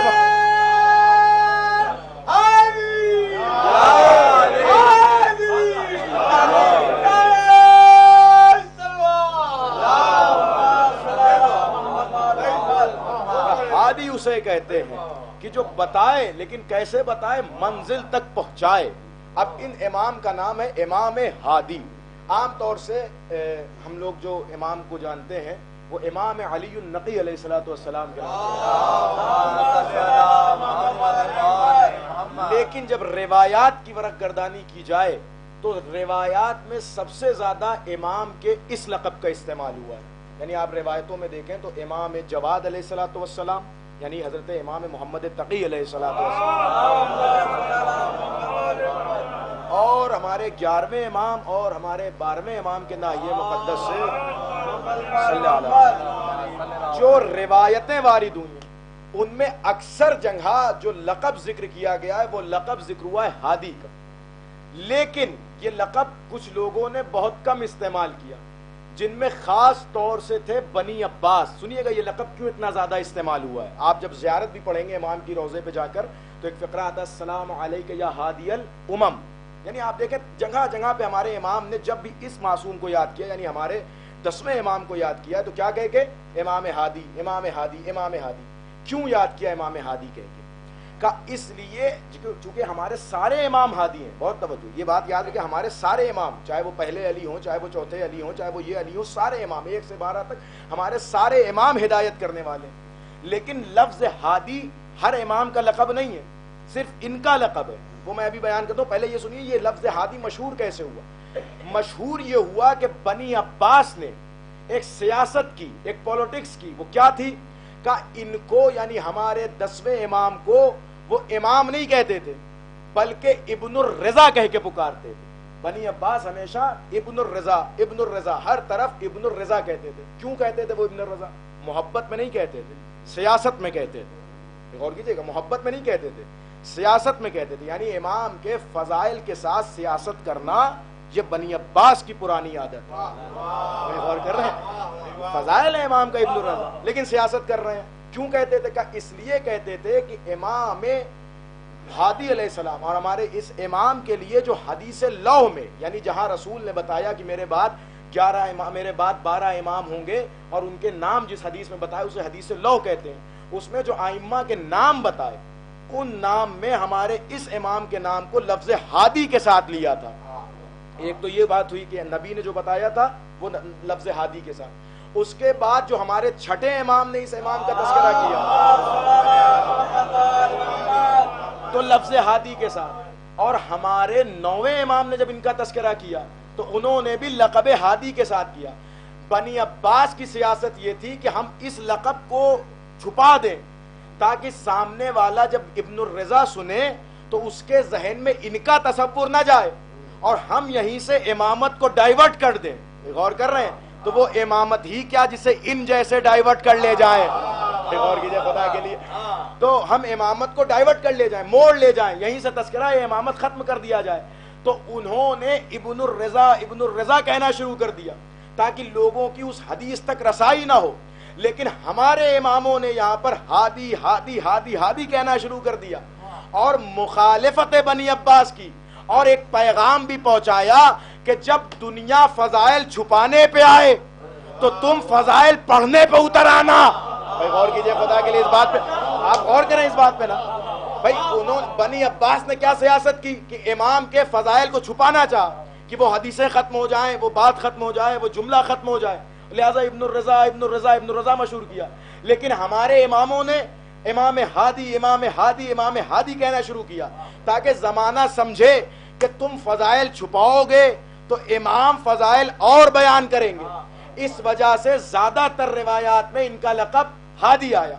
اب اس امام کو خاص طور پہ ہادی کیوں کہتے ہیں؟ بہت توجہ چاہتا ہوں, اس امام کو خاص طور پہ ہادی کیوں کہتے ہیں؟ تو آپ غور اگر کریں اس بات پر تو ہمارے جتنے بھی امام ہیں, یعنی 12 امام جو ہمارے اس کائنات میں تشریف لائے, صلوات پڑھ لیں سب کی عظمت پر. ان میں 3 امام ایسے ہیں جنہوں نے بہت ہی مختصر عمر پائی. مثلا ہمارا سلسلہ امامت جو حضرت امیر المؤمنین علی ابن ان کی ذات مقدس سے شروع ہوتا ہے. ان کی عمر مبارک ہے 63 سال. ہمارے پہلے امام کی عمر مبارک 63 سال. اس کے بعد آتی ہے امام حسن علیہ السلام, ان کی 50 سال, یا بعض علماء نے 47 سال عمر لکھی, بہرحال لیکن 50 سال. اس کے بعد امام حسین علیہ السلام, یہ 57 سال 57. اس کے بعد امام سجاد علیہ السلام, یہ بھی 57 سال. امام باقر علیہ السلام, ان کی بھی عمر 57 سال. اس کے بعد امام صادق علیہ السلام, ان کی عمر 65 سال ہے. اس کے بعد امام کاظم علیہ السلام, ان کی عمر 55 سال ہے. اس کے بعد امام رضا علیہ السلام, ان کی بھی عمر 55 سال ہے. امام رضا کے بعد سلسلہ آتا ہے امام جواد علیہ السلام کا. امام محمد تقی علیہ السلام, ان کی عمر, صلوات پڑھ لیں, یہ ساری عمر جب آپ دیکھ رہے ہیں ہمارے یہاں تک جو سلسلہ 8ویں امام تک, تو 50 یا 50 پلس ہے ہمارے امام کی عمر. لیکن اب جب 9ویں امام کی بات آئی تو ان کی کل عمر ہے 25 سال, اور امام ہادی کی کل عمر ہے 42 سال, اور ہمارے 11ویں امام کی کل عمر ہے 28 سال. یعنی یہاں اس 8ویں امام سے پہلے تک جو سارے امام تھے انہوں نے جو بھی عمر پائی اگرچہ مختصر ہے, لیکن اس کے مقابلے میں یہ ہمارے 3 اماموں نے بہت ہی مختصر عمر پائی. تو سلسلہ کیوں مختصر عمر پائی, اس کی بھی ایک وجہ یہ تھی, یہ ان اماموں کو جلدی جلدی شہید کیا گیا. کیوں؟ اس لیے کہ دور غیبت شروع ہونے والا تھا, اور ہمارے چھٹے امام نے اور 5ویں امام نے بہت زیادہ امام زمانہ کے فضائل بیان کیے تھے. تو بنی عباس کو جو فضائل ہضم نہیں ہوتے تھے, وہ چاہتے تھے جلدی جلدی ہم امامت کا سلسلہ ختم کر دیں. اسی لیے ہمارے ان اماموں کی عمر بہت زیادہ کم رہی. بھئی غور کیجئے گا, یہ سارے امام جو ہیں اگرچہ سب کی عمر بہت کم ہے, 60 سال 50 سال کیا ہوتا ہے اس دنیا میں, لیکن ان اماموں میں بھی آپ دیکھیں تو امام تقی 25 سال, امام ہادی 42 سال, امام حسن عسکری 28 سال. آپ دیکھ رہے ہیں, یعنی 60 سال سے 63 سال حضرت کی عمر ہے امیر المومنین کی, اور 28 سال امام حسن عسکری کی عمر ہے. عمر کتنی بھی کم ہو, لیکن یہ جملہ یاد رکھیے گا, عمر کتنی بھی کم ہو, علم میں 90 سال کے بوڑھوں سے افضل نظر آتے تھے ہمارے امام. عمر کتنی بھی ہو, لیکن جو کام 90 سال کے ضعیف نہیں کر پاتے تھے وہ انہوں نے 6 سال میں کیا. تو اب ان کی, میں مقصد عرض کرنے کا یہ کہ جو ان کی عمریں کم تھی اس کا نتیجہ یہ ہوا کہ ان تک امامت جو آئی. اب جیسے ہمارے 9ویں امام تک جو امامت پہنچی, تو ہمارے 9ویں امام ظاہری طور پر منزل بلوغ تک بھی نہیں پہنچے تھے, بلکہ ان کی عمر جو تھی وہ 7 سال یا 9 سال, اور اس کے بعد جب ہمارے ان کے امام یعنی 11ویں 10ویں امام کے پاس امامت پہنچی تو ان کی عمر تھی 6.5 سال. اب غور کیجئے گا. اور جو ہمارے سارے امام تھے ان کی عمریں کم سے کم اتنی تھی کہ عوام کو ماننے میں کوئی مشکل نہیں ہوتی تھی. لیکن یہاں پر جو مسئلہ تھا تو یہاں اپنوں کو بھی امامت میں شک ہونے لگا تھا. غور کر رہے ہیں؟ اپنوں کو بھی امامت میں شک ہونے لگا تھا کہ بھئی اتنا کم سن بچہ امام کیسے ہوگا, اتنا چھوٹا بچہ. اگرچہ بعض شیعہ ایسے تھے جنہوں نے شک کیا تو دوسرے شیعوں نے بیان کیا تو وہ مان بھی گئے, لیکن شک تو ہوا. اس کا مطلب یہ ہوا کہ ان کی امامت پہ شک ہوا. اور آپ یہ بھی غور کیجئے گا کہ ہمارے سارے اماموں نے جو روایات بیان کی ہے اس میں فضائل کی جتنی حدیثیں ان 3 اماموں سے ذکر ہیں اتنی کسی اور امام سے نہیں ذکر ہے. بھئی زیارت رجبیہ امام محمد تقی سے ذکر ہے, اس میں بھی بے پناہ فضائل. زیارت جامعہ کبیرہ امام علی النقی علیہ السلام سے تعلیم فرمائے, اس میں بھی بے پناہ فضائل. اب جو غلو کا نعرہ لگاتے ہیں وہ 2 مرتبہ صرف اس زیارت کو پڑھ لیں ترجمے کے ساتھ. غور کیجئے گا, ترجمے کے ساتھ پڑھیں تب مسئلہ حل ہوگا. بھئی یہ زیارت پڑھیں اور پھر اس کے بعد غلو کا نعرہ لگائیں. انہوں نے یہ فضائل بیان کیا. امام حسن عسکری, تفسیر امام حسن عسکری موجود ہے, اس میں آپ فضائل دے سکتے ہیں. یعنی زیادہ تر فضائل ان ائمہ سے ملے. کم سن تھے یہ ائمہ, شک ان کی امامت پہ ہوا. اب سمجھ میں آیا انہیں ہادی کیوں کہا جاتا ہے. اس لیے لوگوں کو ان کی امامت پہ شک ہوا اور انہوں نے اپنے بیان سے لوگوں کو امامت تک پہنچایا. بھائی غور کیجئے خدا کے لیے. دیکھیں شکوک تو ہر امام کے دور میں ہوئے, شک و شکوک ہر امام کے دور میں ہوئے, لیکن امامت پہ شک نہیں ہوا. امامت کا مسئلہ کلیئر ہوتا تھا, بھائی جو بھی پہنچا وہ امام تک پہنچ گیا. لیکن ان امام کے سلسلے میں جو اہم ترین شک ہو رہا ہے وہ خود ان کی امامت پہ ہو رہا ہے, کیونکہ یہ کم سن ہے. تو اب اس امامت کے اوپر ہونے والے شک کو دفع کرنے کے لیے امام کو اپنے کمال دکھانے ہیں, اپنے فضائل دکھانے ہیں, اپنا علم دکھانا ہے, تاکہ زمانے کو سمجھ میں آئے کہ امام عمر کا محتاج نہیں ہوتا. بھائی غور کیجئے, ایک جملہ کہہ دوں, امام عمر کا محتاج نہیں ہوتا بلکہ ہر زمانہ اور ہر عمر اس امام کا محتاج ہوتا ہے. ہر زمانہ اس امام کا محتاج ہوتا ہے, امام عمر کا محتاج نہیں ہوتا. اسی لیے جو کمال امام امیر المومنین نے دکھایا, یہاں علمی کمال یہ 6 سال کی عمر میں, آپ غور کیجئے 6 سال 9 سال کی عمر میں یہ علمی کمال دکھا رہے ہیں. اس کی سب سے بڑی دلیل یہ ہے کہ انہی امام ہادی علیہ الصلوۃ والسلام کے دور اقدس میں اہواز کے شیعوں نے خط لکھا. بہت توجہ, اہواز, بس میں گفتگو تمام کر رہا ہوں. اہواز کے شیعوں نے خط لکھا کہ مولا یہ بتائیے اللہ نے ہمیں مجبور پیدا کیا یا مختار پیدا کیا. یہ ایک اہم ترین بحث ہے علم عقائد کی, جبر و تفویض, کہ ہم مجبور ہیں یا مختار ہیں. معتزلہ اور اشاعرہ کی اس میں کافی بحث ہے. بعض لوگ کہتے ہیں کہ اللہ نے ہمیں مجبور پیدا کیا, یعنی جو بھی کرتا ہے وہ اللہ کرتا ہے, جو ابو حنیفہ کا نظریہ تھا. اور بعض نے کہا کہ اللہ نے بالکل ہمیں آزاد پیدا کیا, پیدا کر کے چھوڑ دیا, اب اللہ ہم سے کوئی مطلب نہیں رکھتا, جو بھی کرتے ہیں وہ خود ہم کرتے ہیں. تو امام سے اہواز کے لوگوں نے خط لکھا کہ مولا یہ بتائیے اللہ نے ہمیں, یہی امام ہادی علیہ السلام کے پاس, کہ مولا اللہ نے ہمیں مجبور پیدا کیا یا مختار پیدا کیا. یہ خط آیا امام کے پاس, تو امام کو اس کا جواب دینا تھا. لیکن امام نے جب خط تحریر فرمایا, اب یہ خط آپ الخرائج والجرائم میں پڑھ سکتے ہیں, جب خط تحریر فرمایا تو خط میں صرف جواب نہیں لکھا بلکہ امام نے یہاں سے شروع کیا, بسم اللہ الرحمن الرحیم, قال رسول اللہ صلی اللہ علیہ وآلہ وسلم انی تارکم فیکم الثقلین کتاب اللہ و عطرتی. اس حدیث کو مفصل طور پہ رکھا اور پھر اس کے بعد فضائل بیان کیے. بہت توجہ, وہ خط جا کے پڑھیے گا. پھر اس کے بعد مولائے کائنات کے فضائل بیان کیے اور فضائل بیان کرنے کے بعد آخر میں جواب لکھا. آخر میں جواب لکھا, وہ بھی اپنا جواب نہیں لکھا, اس بات کا چھٹے امام نے جو جواب دیا تھا, صلوات وہ جواب لکھا. کہ ایک شخص میرے جد کے پاس آیا اور آنے کے بعد اس نے یہی سوال پوچھا. اب آپ غور کر رہے ہیں, سوال کیا جا رہا ہے توحید پر, جواب میں امام کیا لکھ رہے ہیں, اپنے فضائل, اپنے دادا کے فضائل. مولا یہ فضائل کیوں لکھ رہے ہیں؟ غور کرتے ہیں, آج زمانہ ہم سے کہتا ہے ارے قبلہ زمانہ اتنا خراب ہو رہا ہے, آپ فضائل کیوں پڑھتے ہیں؟ ارے تو پہلے سوال امام نقی سے کیجئے, کہ سوال کیا ہو رہا ہے اور جواب میں کیا لکھ رہے ہیں. غور کیجئے آپ خدا کے لیے کیا لکھا. سوال ہوا تھا توحید پر، لیکن امام نے پہلے مولا علی کے فضائل لکھے، اہل بیت و قرآن کے فضائل لکھے. فضائل لکھے امام نے فیصلہ کیا کہ یہ سوال اٹھتا ہی نہ اگر تم ہمارے فضائل کو جانتے ہوتے. غور کیجئے، اس کا مطلب دنیا میں جو بھی گمراہی پھیلتی ہے وہ فضائل کی ناواقفیت کی وجہ سے پھیل رہی ہے. اب اگر دنیا سے گمراہیوں کو مٹانا ہے تو امام ہادی نے بتایا کہ ہمارے اور ہمارے جد کے فضائل سناؤ. اب امام نے فضائل لکھے اور فضائل لکھنے کے بعد آخر میں جواب لکھا کہ ایک شخص ہمارے جد کے پاس آیا اور اس نے ہمارے جد سے یہی سوال پوچھا کہ مولا ہم مجبور خلق کیے گئے یا مختار خلق کیے گئے؟ اللہ نے ہمیں مجبور پیدا کیا یا مختار پیدا کیا؟ تو امام نے کہا کہ ذرا اپنا دایاں پیر اٹھاؤ. اس نے اپنا دایاں پیر اٹھا لیا. امام نے کہا ذرا بایاں پیر اٹھاؤ. غور کر رہے ہیں آپ؟ وہ نہیں اٹھا پایا. امام نے کہا بس دیکھو اتنے مجبور ہو، اتنے مختار ہو. غور کیجئے، امام کے علاوہ یہ جواب کون دے سکتا ہے؟ دین عصمت کے علاوہ یہ کہاں سے ممکن ہے کہ دیکھو تم اتنے مجبور ہو اور اتنے مختار ہو. ارے کیا جواب ہے امام کا، صدیاں علوم کی قربان ہو جائیں اس جواب پہ. اتنے مجبور ہو، اتنے مختار ہو، ایک پیر اٹھانے میں مجبور ہو، ایک پیر اٹھانے میں مختار ہو.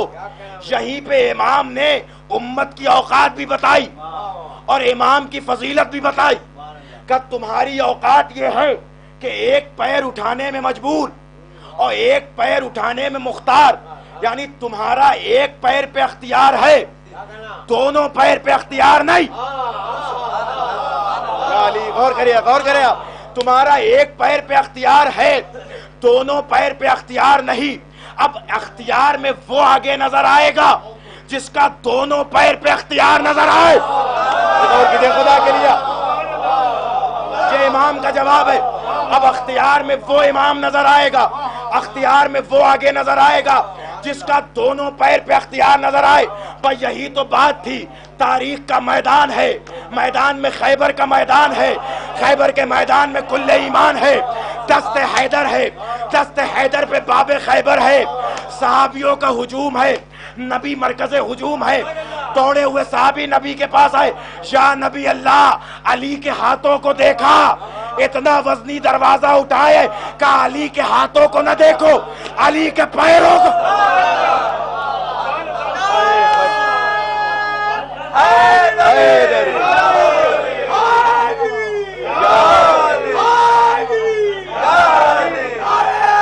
رہنا ہاتھ تک پہنچنے کی کوشش.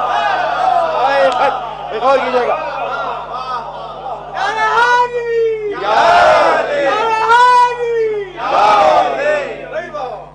علی کے ہاتھوں کو مت دیکھنا، علی کے پیروں کو دیکھنا. اب جو انہوں نے علی کے پیروں کو دیکھا تو دیکھا دوش ہوا پہ علی کے پیر ہیں. غور کر، دوش ہوا پہ علی کے دونوں قدم ہیں. بھائی یہیں سے سمجھایا گیا جس کا ایک قدم پہ اختیار ہو اسے امام عوام کہتے ہیں، جس کا دونوں پیروں پہ اختیار ہو غور کریں اسے امام کہا جاتا ہے. یہ امام ہادی علیہ السلام نے ایک صلوات پڑھے.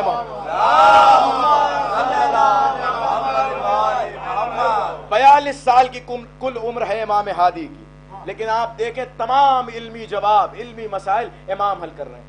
اور عقائد اس دور میں سب سے زیادہ جو مشکل تھی، شاید ہادی کہنے کی ایک وجہ یہ بھی ہو سکتی ہے کہ اور دور میں جو شک و شکوک آئے وہ نبوت پہ ہوئے، کیا کہتے ہیں توحید پہ ہوئے، لیکن یہاں جو اہم ترین شک پیدا کیا جا رہا تھا وہ امامت پہ پیدا کیا جا رہا تھا. آپ غور کیجئے گا کیسے دور کیا جا رہا تھا، لوگوں کے عقائد کو خراب کیا جا رہا تھا.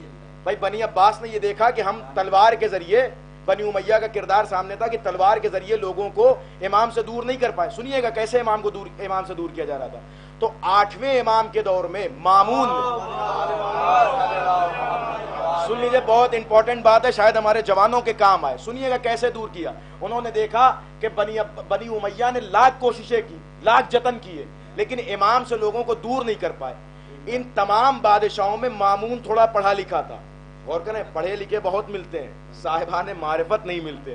تو پڑھا رٹا پڑھا تھا، تو اسے یہ سمجھ میں آیا کہ تلوار کے ذریعے ہم انہیں امام سے دور نہیں کر سکتے، تو کیا کیا جائے؟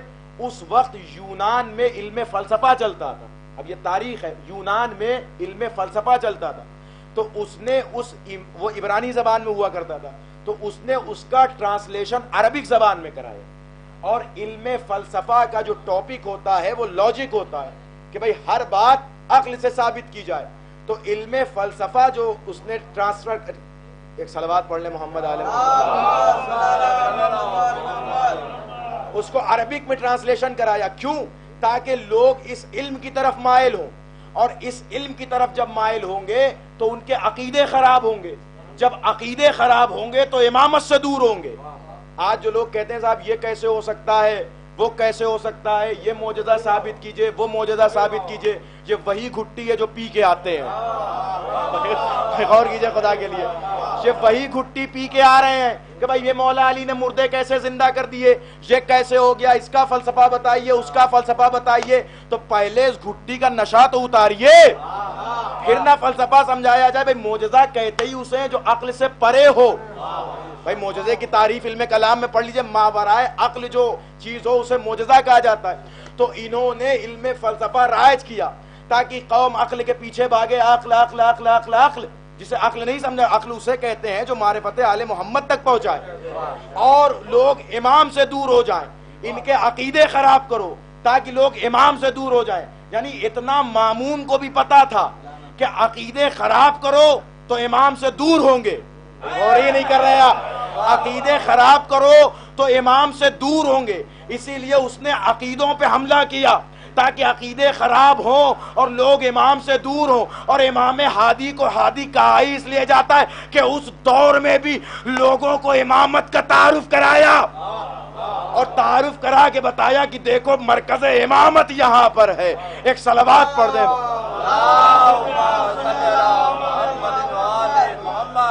جس دور میں عقل اور معجزات کا انکار ہو رہا تھا، اسی دور میں زیارت جامعہ جیسی عظیم زیارت ہمارے حوالے کی امام نے۔ کیوں؟ تاکہ پہچانو امام کسے کہتے ہیں، پہچانو اہل بیت کسے کہتے ہیں۔ ایک بار اگر آدمی زیارت جامعہ کا مطالعہ کر لے تو اسے سمجھ میں آئے کہ مقام امام کیا ہے، منصب امام کیا ہے۔ یہ امام ہادی علیہ الصلوۃ والسلام، بھائی ایک دو بات اور مجلس تمام، انہیں کہا جاتا ہے امام جنہوں نے اپنی زندگی میں امامت کو ثابت کیا اور شیعت کو گمراہی سے بچایا، شیعت کے عقیدے خراب ہونے سے، اسی لیے امام کو امام ہادی کہا جاتا ہے۔ اور توجہ میرے عزیزوں، اور امام نے، اور کرامات بھی امام کی بہت زیادہ ہیں، کرامات بھی امام کی۔ امام کرامت کیوں دکھاتے تھے؟ اس لیے کہ جب امامت پہ شک ہوتا ہے تو ثبوت امامت کے لیے کرامات و معجزہ دکھانا پڑتا ہے، جیسے نبی کو اپنی نبوت منوانے کے لیے معجزے دکھانے پڑے، ویسے ہی امام کو بھی ثابت کرنے کے لیے معجزے دکھاتے تھے امام، کہ دیکھو ہم یہ ہیں، ہماری عظمت یہ، ہمارا مقام یہ ظاہری قید و بندش دیکھ کے ہمیں مجبور نہ سمجھنا، ہمارا اختیار یہ۔ اب ایک روایت اور مجلس تمام۔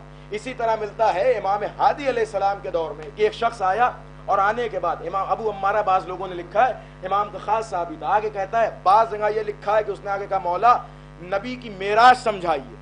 اچھا دیکھیں، معراج میں بھی بہت شک ہوتا تھا، اس لیے بعض جگہ ہمارے اماموں نے یہ بھی فرمایا ہے کہ ہمارا شیعہ وہ ہے جو نبی کی معراج پہ عقیدہ رکھتا ہو، تو کہا نبی کی معراج سمجھائیے۔ اور بعض جگہ یہ لکھا ہے کہ اس نے آگے کہا کہ مولا کیا آپ جنت میں بھی جاتے ہیں؟ بہرحال اس نے جو بھی کہا ہو کہ نبی کی معراج سمجھائیے یا مولا آپ کا جنت سے کوئی رابطہ ہے، تاریخ لکھتی ہے، صاحب مدینۃ الماجز لکھتے ہیں کہ اس کا یہ فقرہ کہنا تھا کہ طار الامام فی السماء، امام نے ہوا کی طرف پرواز کی، ورفع یدیہ الی السماء، اور اپنے ہاتھ کو آسمان کی طرف بلند کیا، واخذ الطیر من الجنہ، جنت سے ایک پرندے کو اپنے ہاتھ میں لیا۔ بھائی غور ہی نہیں کیا آپ نے۔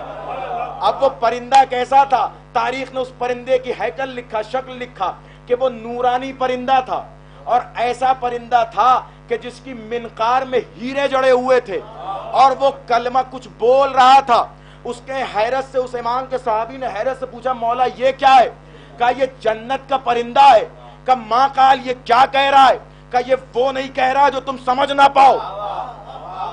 پھر کہا مولا یہ کیا کہہ رہا ہے؟ کہا ذرا کان لگا کے سنو۔ تو وہاں جتنے تھے سب نے کان لگا کے سنا، تو وہ پرندہ کہہ رہا تھا لا الہ الا اللہ محمد الرسول اللہ علی ولی اللہ۔ آخری جملہ آخری جملہ مجلس میں ختم کر رہا ہوں. کیا لا الہ الا اللہ محمد رسول اللہ علی ولی اللہ کا مولا یہ پرندہ کون ہے؟ کہا یہ جنت کا پرندہ ہے. کہا یہ کلمے میں علی ولی اللہ بھی پڑھ رہا ہے. امام نے کہا ہاں ہاں یہ جنت کا پرندہ ہے. بس سمجھ میں آیا علی ولی اللہ جنتی پڑھتے ہیں جہنمی نہیں.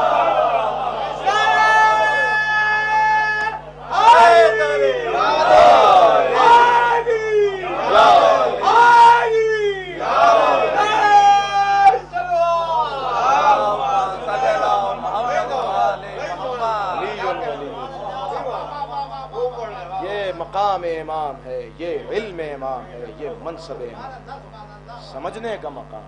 شک امام مت پہ ہوا تو امام نے معجزات کے ذریعے علوم کے ذریعے سے, اور یہ وہی حسد و بغض تھا جو دشمن کو امام سے. تو اتنی کرامتیں دیکھنے کے بعد جو ظلم ہوا امام پہ, سوگوار ہیں آپ امام کے لیے, ماتم کرنے کے لیے بیٹھے, پرسہ دے رہے ہیں آپ, پرسہ دیجئے جناب سیدہ کو, مولا حسین کو, امام زمانہ کو, ہمارے ائمہ کو. سوچیں جس کی اتنی عظمت ہو, اتنا وقار ہو, اس کے ساتھ کیا کیا گیا. روایت لکھتی ہے کہ یہی عظمتوں کے ڈنکے چاروں طرف تھے. متوکل ملعون نے حکم دیا ابن یحییٰ کو کہ جاؤ اور امام کو ابھی میرے دربار میں حاضر کرو. سب سے پہلے تو امام کے لیے اس ملعون نے, جب امام مدینے میں تشریف فرما تھے تو اس ملعون نے خط لکھا والی مدینہ کو کہ امام کے گھر میں جب چاہو تب تلاشی لو, 300 افراد کو لو اور لے کے امام کے گھر میں جاؤ اور جب چاہے تب تلاشی لو. مجھے حکم ملا ہے کہ امام میرے خلاف فوج جمع کر رہے ہیں, ہتھیار جمع کر رہے ہیں.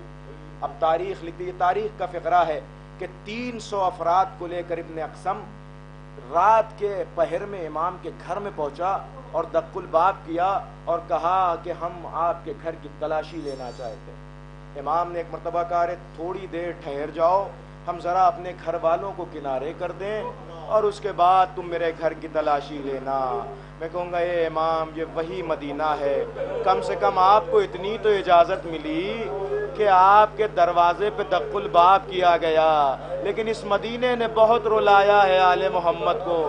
کبھی رات کے پہر میں دق الباب کر کے گھر کی تلاشی لی جا رہی ہے, کبھی آگ و لکڑی لے کے اسی در پہ آیا جا رہا.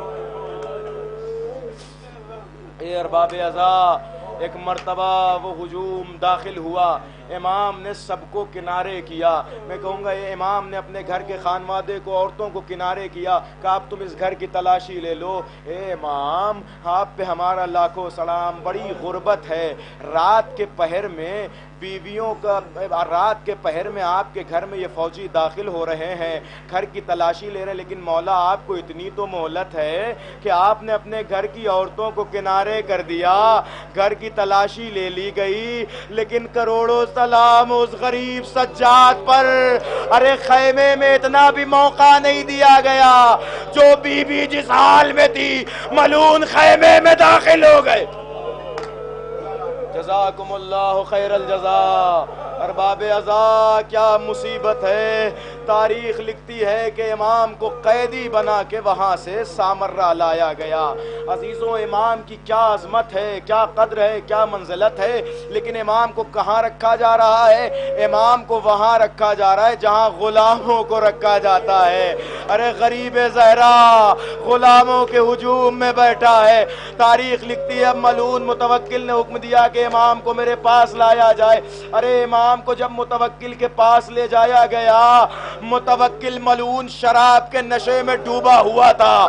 وہ سید و سردار امام, وہ غریب زہرا شراب کے نشے میں ڈوبے ہوئے متوکل نے ایک مرتبہ جام شراب امام کے قریب بڑھایا. کارے شراب پی لے. تڑپ گئے فرزند زہرا. کہو ملعون میرے خون میں اس کی نجاست شامل نہیں ہے.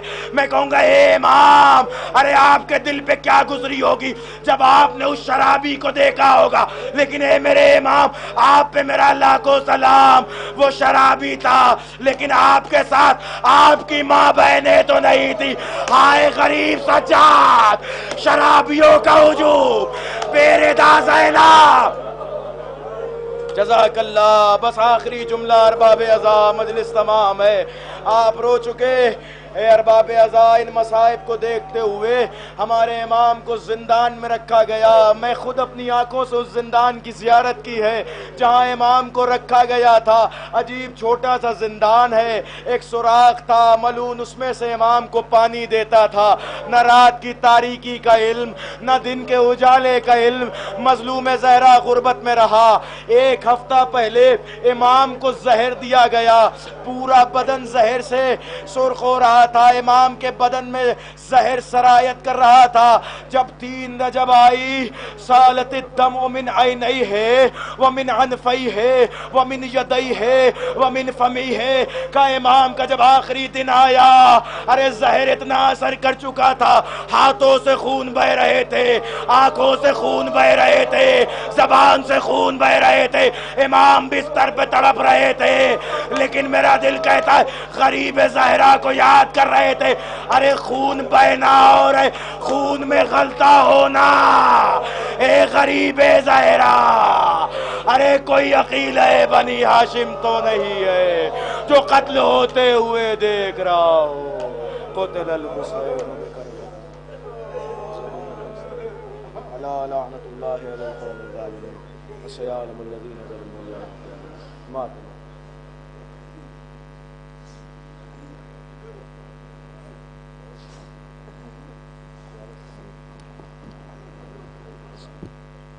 صلی اللہ علیہ یا ابا عبداللہ. السلام علیک یا ابن رسول اللہ. السلام علیک وعلی جدک وابیک. السلام علیک وعلی امک واخیک. السلام علیک وعلی الائمة التسعة الطاہرین من ذریۃ بنیک ورحمۃ اللہ وبرکاتہ. السلام علیک یا مولا یا علی بن موسیٰ الرضا الروحی وجسمی لک الفدا الراضی بالقدر والقضاء. السلام علیک یا سلطان العرب والعجم. السلام علیک یا ابا الحسن علی بن موسیٰ الرضا ورحمۃ اللہ وبرکاتہ. السلام علیک یا صاحب العصر والزمان. السلام علیک یا شریک القرآن. السلام علیک یا دافع الظلم والعدوان. السلام علیک یا امام زماننا ھذا عجل اللہ تعالی فرجک وسهل اللہ تعالی مخرجک وظہورک وجعلنا اللہ من اغارک وانصارک وشیعتک ومحبک. حضرک اللہ یا مولا یا صاحب